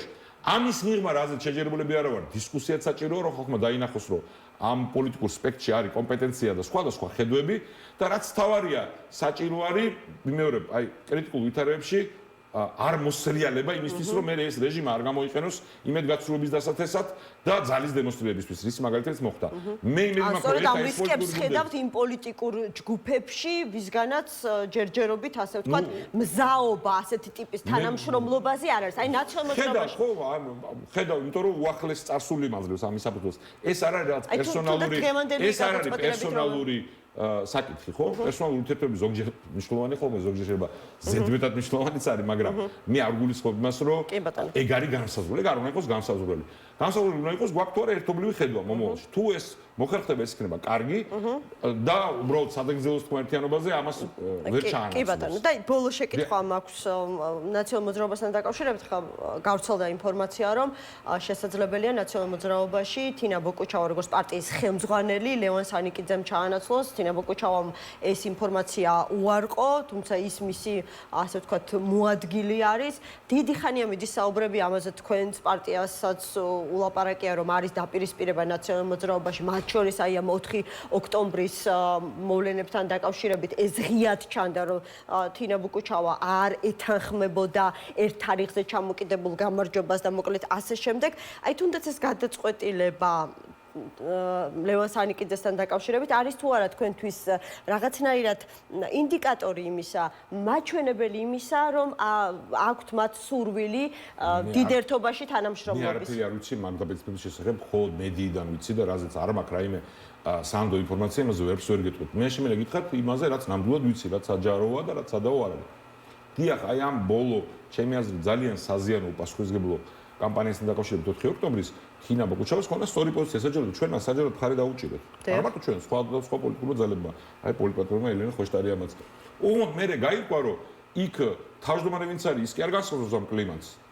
სხვაგან არის ცენტრი გაწყობების მიღების და მე მიხელ სააკაშვილთან ეხა იყო ასეთი ინფორმაცია რომ მიხელ სააკაშვილმა გადაწყვიტა სანიკიდეს ამბავი. არა, ამაზე ვაყრობ. ისე თქვენ ხოთ სპეკულაციებს. მე ვლაპარაკობ ფაქტებზე, ხო? პოლიტპატრონმა სააკაშვილმა საჯაროდ დაუჭირა მხარი ამ სრულად უპასუხისმგებლო მოლოდინის შექმნას, ხო? ისე როგორც სხვა ფიგურებმა პოლიტპატრონმა ღაბეიშვილმა, ხო? აი ეს ინიციატივა ამხილეს ისინი ვინც ამის წინამდე იყო, მე საბჭო შეიკრიბა და საერთოდ მხარი დაუჭირეს. აქაც ესეც უნდა გაირკვეს, ხო? არ შეიძლება პოლიტიკური ძალა სამი თავით ელაპარაკებოდეს პარტნიორებს და საზოგადოებას, ხო? და იძახს რომ მე არ შეშერო რა ისაკეთებს ამას. და ამ ყველაფერზე იმიტომ ამახვილებ ყურადღებას, არა მარტო იმიტომ რომ გამოჩნდეს რომ ჩვენ მართლები ვიყავით, თუმცა ესეც ეს თუნებაც ყველა ადამიანს გვაქვს, რომ ხალხს საზოგადოებას შევახსენოთ, როცა ვიღაცა მათ შორის იმ წამს შეიძლება არ უსიამოვნო, მაგრამ სიმართლეს ეუბნებოდა. არა, მომავლისთვის ამბობ ამას, ხო? იგივე შეეხება ნაცნობებს, იგივე შეეხება ლელოსაც, ხო ჩვენ გვახსოვს ხო ეს სიმბიოზი, ხო რომ დილით არჩევნებზე საღამოთი აქციაზე, ხო? და ოპოზიციური მედიის ის ნაწილი, რომელიც ამ სარედაქციო თვალსაზრისით იყო შერწყმული ამ პოლიტიკურ ძალებთან, ამ კამპანიას ეთრობა ჩვენ გვინდა რომ მომავალში ასეთი შეცდომების რბილად რო თქვა რისკები გამოვრიცხოთ, ან შევამციროთ მაინც სტრატეგიაზე შეთანხმებით და ქცევის წესების შეთანხმებით. ისევ როგორც როდესაც პოლიტიკური არა აკავშირება ყველა პოლიტიკურ ძალას ჩემი აზრით სხვა ანატომით აქვს სერიოზული პრობლემები ახლა. მათ შორის იმ რეპრესიების გამო, რასაც ივანიშვილის რეჟიმი მართავს და საკუთარი დაშვებული შეცდომების გამო. მაგრამ ამისგან მიუხედავად თუ თანასწორად იხილავ პოლიტიკურ პარტნიორებს, არ შეიძლება რომ რაღაც წამს უცებ გადაწყვიტო და თქვა რომ მე რახან მაქვს რესურსი, ფინანსური, მედია, მე ახლა უბრალოდ გადავწყვეტ რაღაცას და მე თქვენ თუ გინდა შემომიერთეთ. ეგ არის ერთიანობა. ყოველგვარი კონსულტაციის გარეშე. ამ ტიპის საკითხებზე გვინდა შეჯერება. და მგონია რომ ეს შესაძლებელი არის თუ ვიღაცას ეს არ მოუნდება, ჩვენ გავაგზავნებთ ამ ჩემი აზრით ერთადერთი სწორი გზით სვლას, რომ ყველა აქტიურმა ჯგუფმა, ყველა პოლიტიკურმა ძალამ საკუთარი საყრდენი გაიზარდოს საზოგადოებაში, მეტი მოქალაქე იყოს, ვინც ხადაგებელი იქნება მისი იდეების და ამ იდეებს ყველა ამ პოლიტიკურ ჯგუფის გააერთიანებს საერთო ხედვა, რომ ივანიშვილის რეჟიმის ჩამოცილება აუცილებელია, რომ ჩვენი ადგილები თავისუფალ სამყაროში ისეთ ქვეყანაში, რომელშიც ძალაუფლება განაწილებულია, იმ ხედვით მინიმალური იმ რეფორმებზე შეჯერებით, რადგან პოლიტიკურ პარტიებმა შეძლეს ერთხელ შეჯერება და ამის მიღმა იმის დემონსტრირებით, რომ უფრო ღრმა ხედვაც გვაქვს ამა თუ იმ სფეროში, როგორ უნდა გამოვიყენოთ ქვეყანა იმ კრიზისიდან, უმძიმესი კრიზისიდან, რომელშიც ივანიშვილის რეჟიმი შეიყვანა. მადლობა გიგა ბოკერიას, პარტია ფედერალისტების თავმჯდომარე იყო ჩვენი გადაცემის სტუმარი, ვიდრე კიდევ ერთი სტუმარი შემოგვიერთდება სტუდიაში. შეგახსენებთ, რომ დღეს ყოველ შემთხვევაში ჩვენთვის მოულოდნელად ირაკლი ღარიბაშვილის ყოფილი პრემიერის სასამართლო პროცესი ჩაინიშნა, რის შემდეგაც ცნობილი გახდა, რომ ირაკლი ღარიბაშვილი 5 წლით რუსთავის ნომერ მე-12 პენიტენციურ დაწესებულებაში, პატიმრობაში გაუშვეს. ასევე ადვოკატმა გააკეთა გარკვეული განმარტებები ამ საკითხთან დაკავშირებით, როგორც ცნობილი გახდა, მას დააკისრეს ჯარიმა, წაართვეს ავტომობილები, სახლიდან ამოიღეს მეხსიერების ბარათები და 6.5 მილიონი დოლარი, რომელიც მას ჩამოერთვა და მიემართა ბიუჯეტში. არავისთვის არც მიუცია და არც მომავალში დააპირებს ვინმეზე ჩვენების მიცემასო, აი ასე დაასრულა მისმა ადვოკატმა ყოველ შემთხვევისთვის ერთ-ერთი ფრაზა. სალომე სამადაშვილი, ლელო ძლიერი საქართველოს ერთ-ერთი ლიდერია ჩვენთან ერთად. მოგესალმებით ხალბატონო სალომე, მადლობა გადაცემაში მონაწილეობისთვის. როგორც წინა შემთხვევებში, ოპოზიციას, ასე ვთქვათ, კორუფციასთან ბრძოლის ვერსიის არ სჯერა. და ნუ ყველა ფაქტობრივად თანხმდება საკითხზე, რომ ეს არის შიდა რაღაცა კლანური დაპირისპირება. თუმცა დღეს გაჩნდა ვერსიები, რომ ირაკლი ღარიბაშვილი ციხეში გაუშვეს იმიტომ, რომ ეს შესაძლებელია მისი გათავისუფლების უმოკლესი გზა იყოს. არ ვიცი, მიხელ ყაველაშვილის შეწყალების საფუძველზე უდოს კომისიის გადაწყვეტილებით, არსებობს კიდევ რამდენიმე სამართლებრივი ბერკეტი. თქვენ როგორ ფიქრობთ, რა გადაწყვეტილება მიიღო თუ მიიღო ივანიშვილმა ღარიბაშვილთან დაკავშირებით? მადლობთ ემა, მივესალმები მაყურებელს, წარმატებულ წელს გისურვებთ, თქვენს და თქვენს მაყურებელსაც, ჩემი პირველი ეთერია ახალ წელს.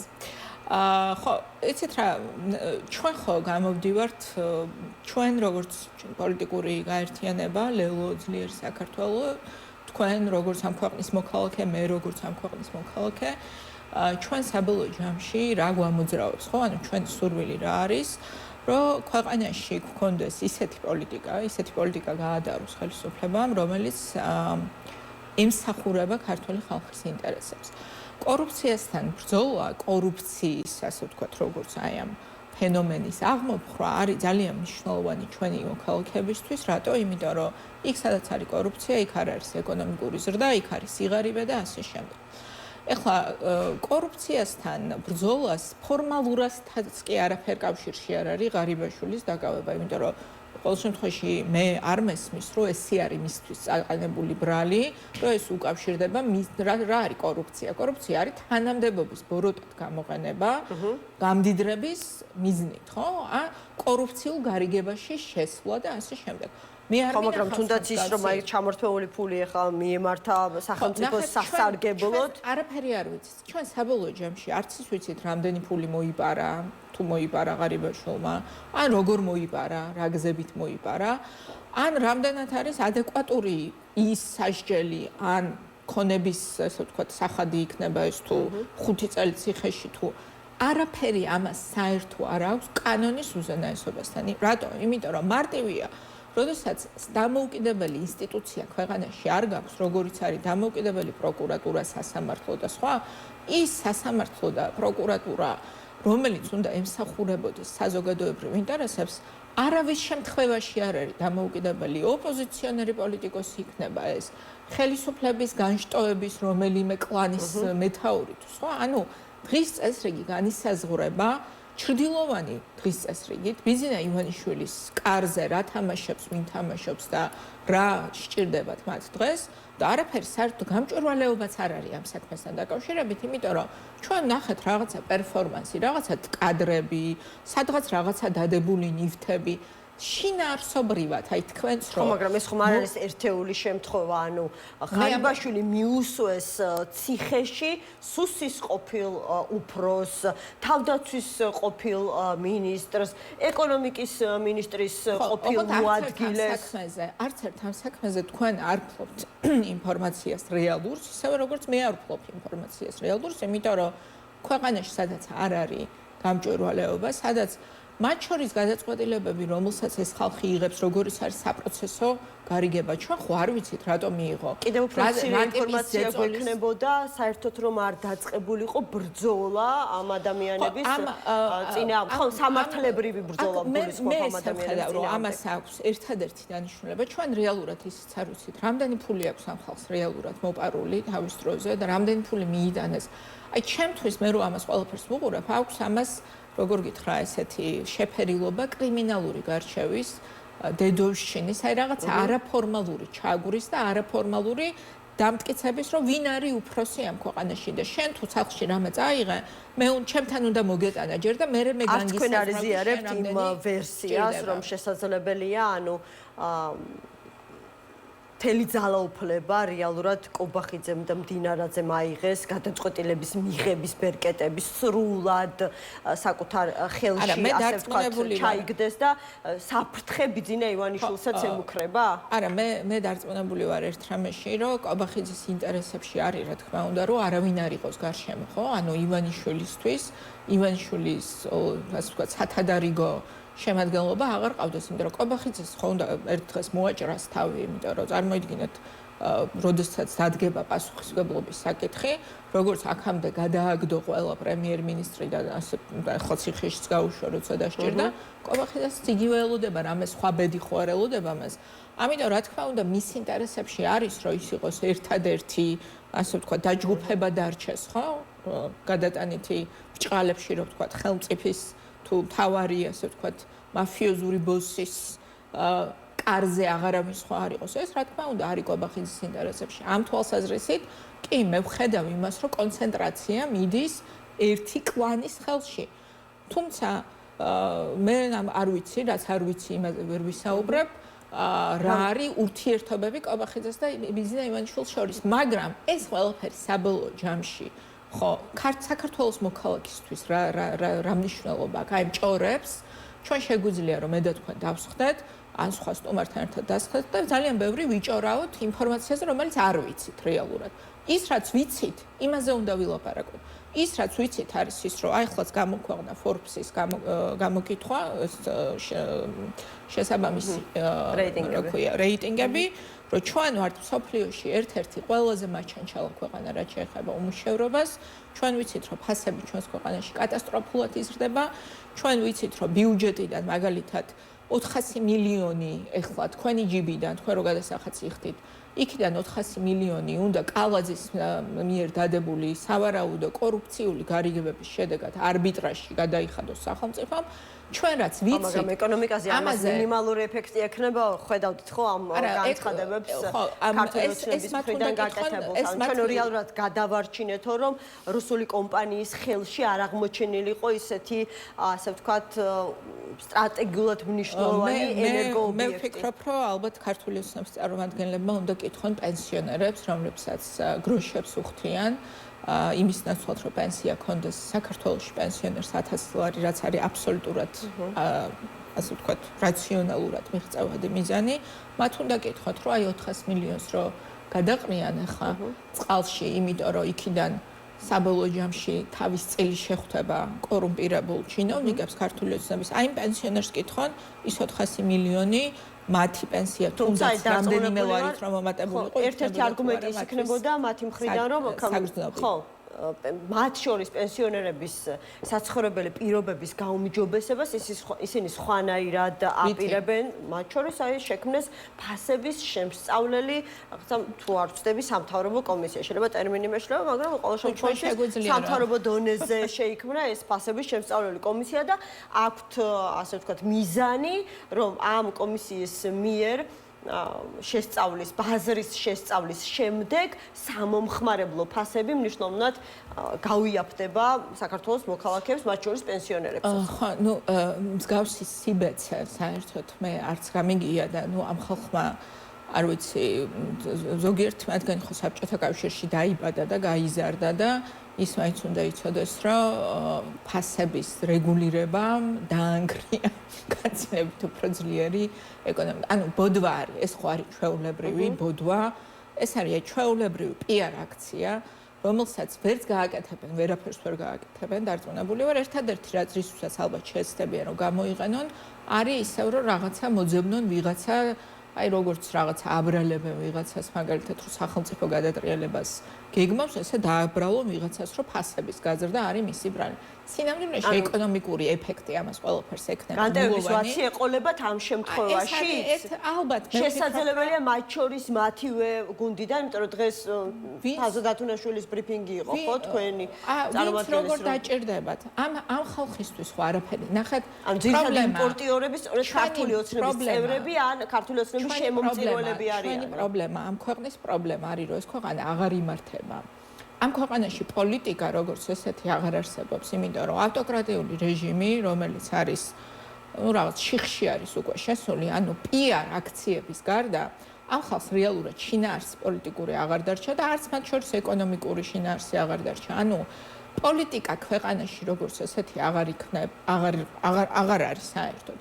ამიტომ ყველაფერი რაც კეთდება, მათ შორის ღარიბაშვილის დაჭერა იქნება, თუ იქ ვიღაცა ხვალ ჭიჭიკოს დაიჭერა, ზედ ბიჭიკოს, რომელიც გუშინ მინისტრი იყო და გუშინზე მინისტრის მოადგილეა, ეს ყველაფერი საქართველოს მოქალაქემ უნდა იცოდეს, რომ არის შექმნილი ცირკი, სანახაობა იმისთვის, რომ აი ეს გაღატაკებული საქართველოს მოქალაქე, რომელიც ყოველ დღე თან მისი ცხოვრება უარესდება და წარმოუდგენელი არის ფასების ზრდა, წარმოუდგენელი არის ის გაჭირვება, რომელიც ჩვენს გარშემო, ну, სამწუხაროდ იზრდება.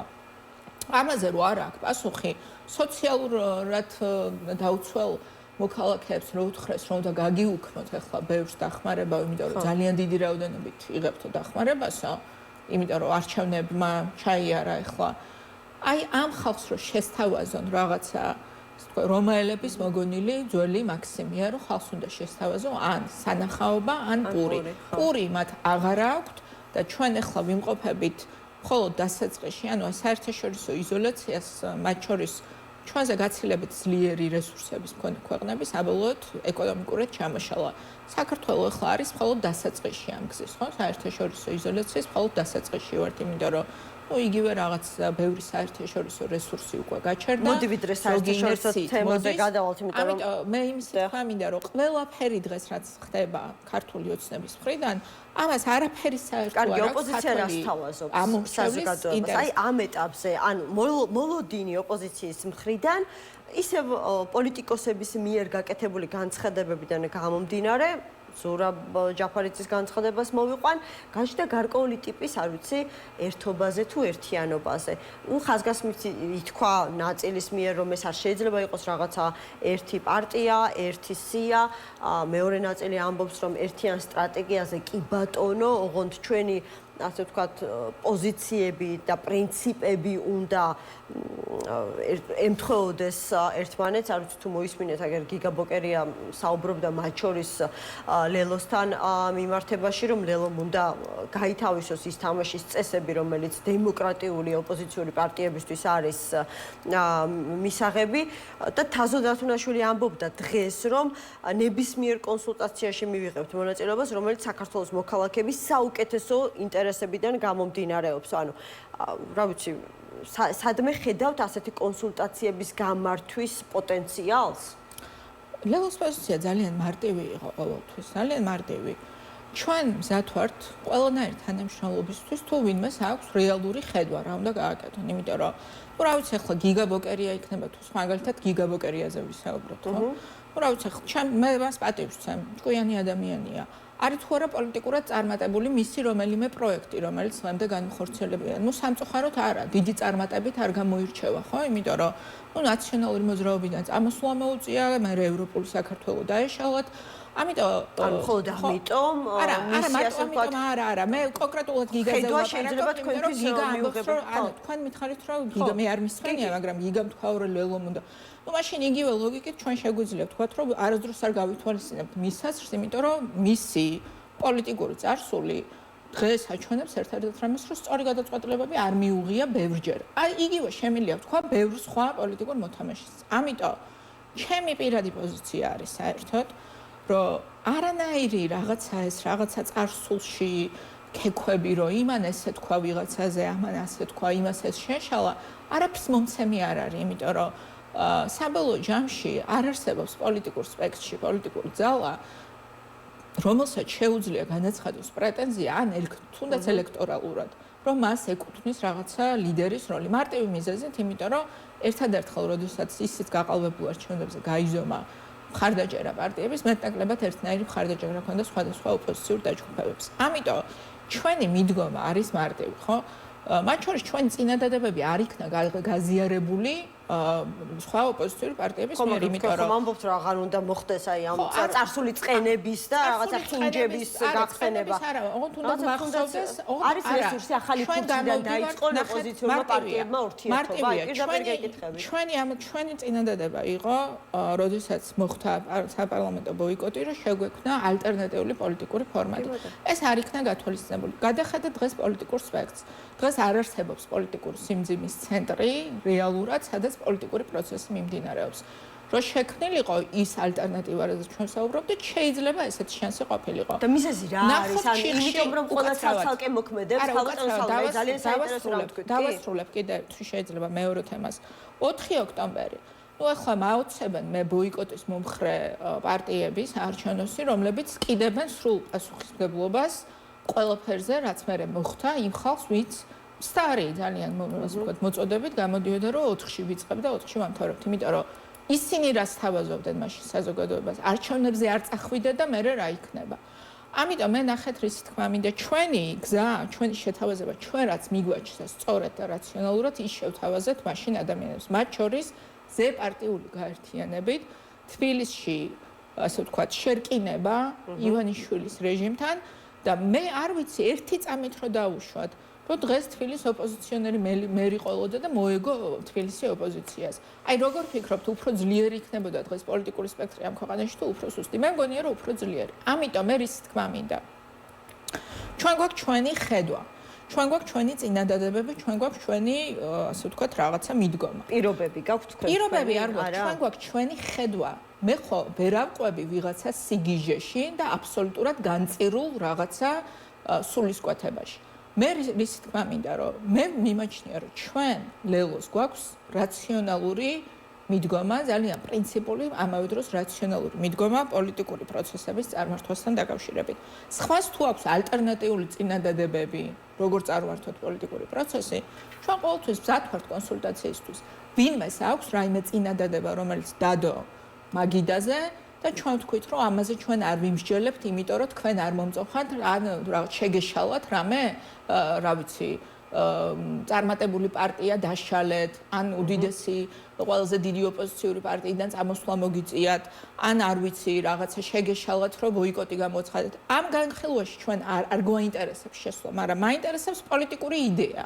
თუ ვინმე აქვს პოლიტიკური იდეა ამ ქვეყანაში, პოლიტიკური ბრძოლა როგორ უნდა გაგრძელდეს და აქვს რაიმე სხვა შეგვთავაზოს განსახილველად, ჩვენ არასდროს არ გვითხოვს უარი რაიმეს განხილვაზე. ან რაც გამოვიდა საპატიმროდან თქვენთან მიმართებაში, ხო, თქვენთან კონსულტაციების გამართვის სურვილი არ გამოუხატავს, ვაზუსტებ. ანუ ზურაბ ჯაფარისთან ჩვენ გვქონდა იყო მე მგონი იყო საუბარი ჩვენ მე არ მინახავს ზურა, იმიტომ რომ მათ შორის რაღაც ვერ მოვიცალეთ, როგორც სტარ ვარ მუდმივად აქ, მაგრამ პრობლემა არავისი არ არის. კიდევ ერთხელ ვამბობ, ვინმეს აქ რამე ხედვა, ზურა იქნება თუ სხვა, ზურა იქნება, გიგაბოკერია იქნება, თუ არ ვიცი, ვინ იქნება, რიგითი, არ ვიცი, მოქალაქე იქნება თუ როგორ არის, ვინ მოახერხა ოპოზიციამ რაღაცა კონსულტაციების გამართვა. რასაკითხზე?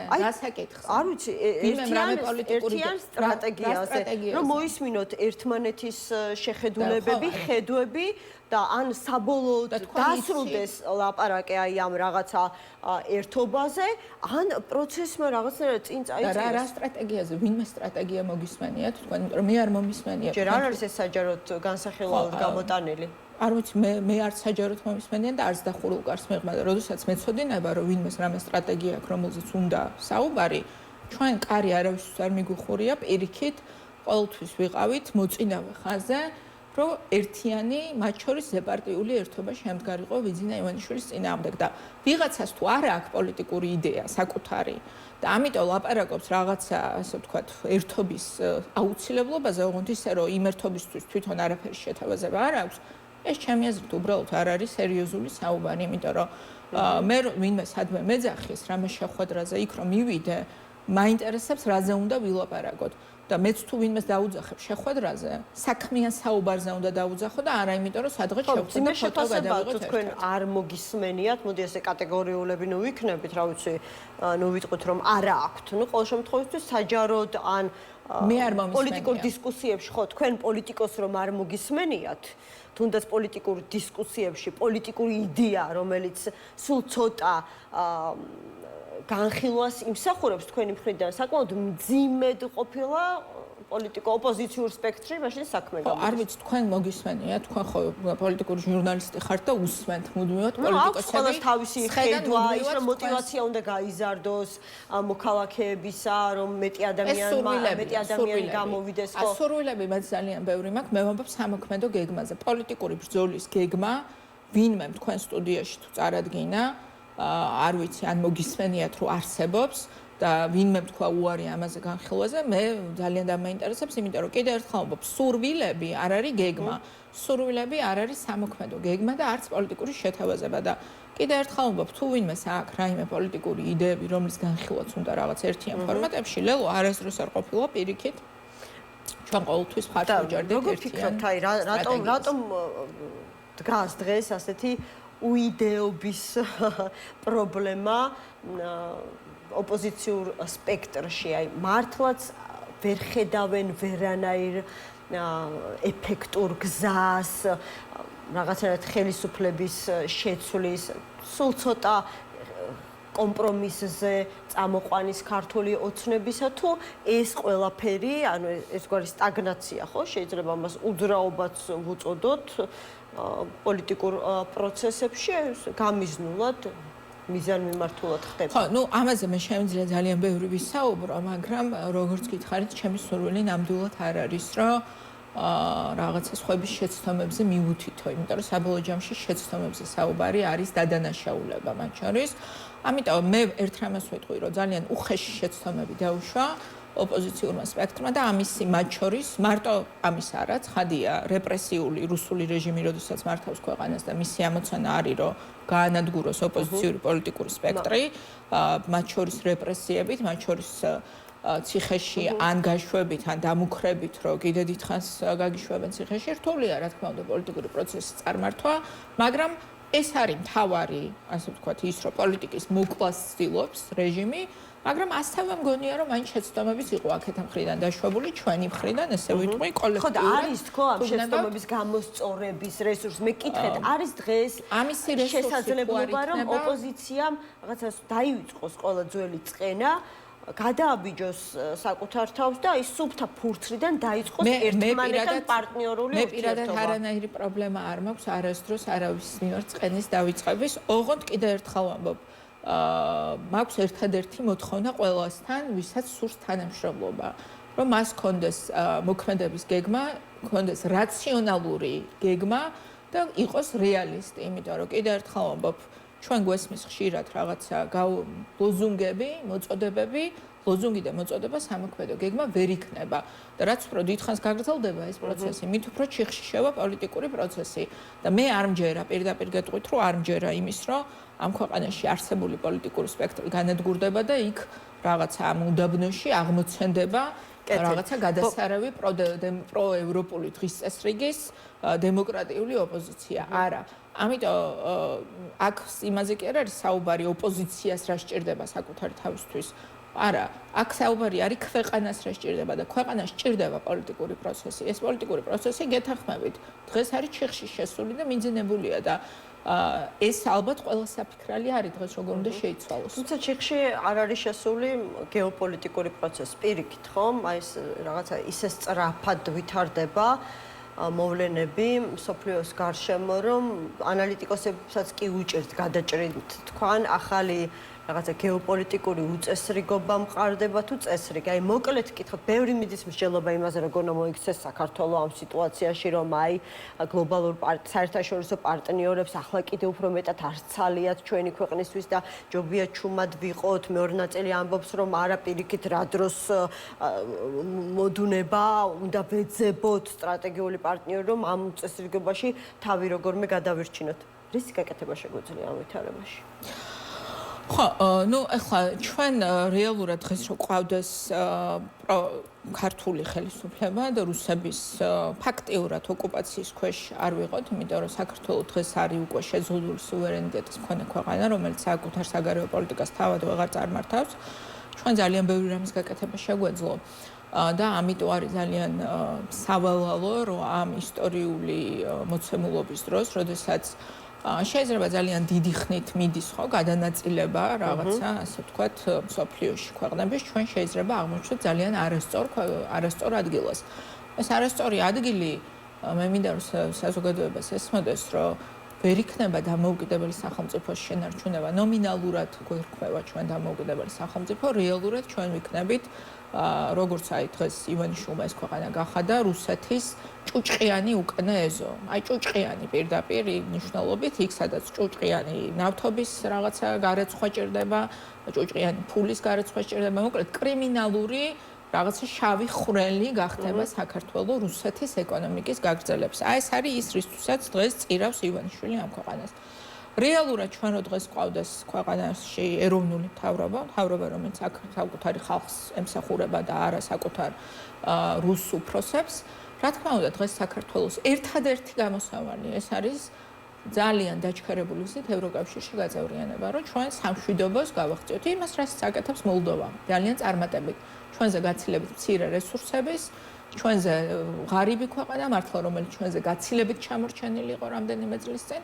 დღეს მოლდოვა არის სწორედ ის პატარა სახელმწიფო, რომელმაც ძალიან წარმატებით მოახდინა გამოყენება საერთაშორისო ვითარების საკუთარი დღის წესრიგისთვის და ის გახდება მალე ევროკავშირის წევრი სახელმწიფო. ჩვენი მეზობლები სომხეთი და აზერბაიჯანი, რომლებიც ძალიან კარგად იყენებენ ახალ ვითარებას. სომხეთი, რომელმაც ასევე სრულიად ახალი მომენტუმი შექმნა ევროკავშირთან ურთიერთობებში და რუსეთის გაწევაში. აზერბაიჯანი, რომელსაც გარდა იმისა, რომ თურქეთი უმაგრებს ზურგს, მათ შორის სამხედრო შეთანხმებით, ახალ საერთოდ მასშტაბზე გავიდა სტრატეგიული თანამშრომლობის ამერიკის შეერთებულ შტატებთან და ორივე მათგან სხვა შორის ჩინეთთანაც აქვს სტრატეგიული თანამშრომლობის ფორმატი. ერთადერთი ყველაზე უტვინო, მე ვიტყოდი, აი ახლა დღეს რო გადახედო რეგიონს, ყველაზე უტვინოდ გამოიყურება დღეს საქართველოს, რომელიც ისტორიულ შანსებს ASE ატანს ქარს, იმიტომ რომ ბიძინა ივანიშვილს არ უნდა ძალაუფლების დაკარგვა და უნდა გააგრძელოს აი ამ რაღაცა ცირკის ჩვენება, რომ თურმე გუშინ ღარიბაშვილი მის შვილის უახლოესი მეგობარი რო იყო და მისი უახლოესი გარემოცვა და 14 ხან ეს იყო, რა ქვია, ორჯერ პრემიერ-მინისტრი, შინაგან საქმეთა მინისტრი, თავდაცვის მინისტრი, თურმე აღმოჩნდა, რომ ესე იგი 14 წელიწადი ქვეყანას ძარცვავდა, ისე რომ არაფერი არ იცოდა არც ივანიშვილმა და რაც მთავარია, არც კობახიძემ და მისმა აი ამ დაჯგუფებამ, რომელიც პარლამენტში იჯდა მთელი ეს წლები და პირდაპირ ევალებოდათ კონტროლი მათ შორის კორუფციის აღმასრულებელ შტოში. აი ჩვენ გვაყურებინებენ აი ამ რაღაცა ცირკს, გვაკარგვინებენ მათ შორის ისეთ შესაძლებლობებს, რა შეიძლებოდა საქართველოს გაეკეთებინა. საქართველოს დღეს იქნებოდა გასაღები შუადერეფნის ჩვენ რო ქონოდა ანაკლიის სპორტი, რომელიც ისევ არ აშენდება, როგორც ვატყობთ, იმიტომ რომ ისევ ჩიხში არის შესული. ძალიან ბევრი რამის გაკეთება შეიძლებოდა ჩვენ რო დღეს ყვავილდა სხვა ხელისუფლება. ამ ხელისუფლების პირობებში სამწუხაროდ სანამ ესენი რჩებიან ძალაუფლებაში, ერთადერთი რაც გველოდება, ეს არის სიღარიბე, სიღატაკე და რუსეთის კიდევ ერთხელ ამბობ, ბინძური უკანა ეზოს როლის შესრულება მათ შორის საერთაშორისო ასპარეზზე. მადლობა სალომე სამადაშვილს, ლელუძლიერი საქართველოს ერთ-ერთი ლიდერი იყო, ჩვენი გადაცემის სტუმარი. გადაცემის მეორე ნაწილში ჩვენ ექსპერტებთან ერთად ვისაუბრებთ მსოფლიოში მიმდინარე პროცესებზე, რეგიონში არსებულ დაძაბულობაზე და როგორ შეიძლება ამ ყველაფერმა იმოქმედოს საქართველოს და პირიქით, როგორ უნდა იმოქმედოს ამ ვითარებაში საქართველოს.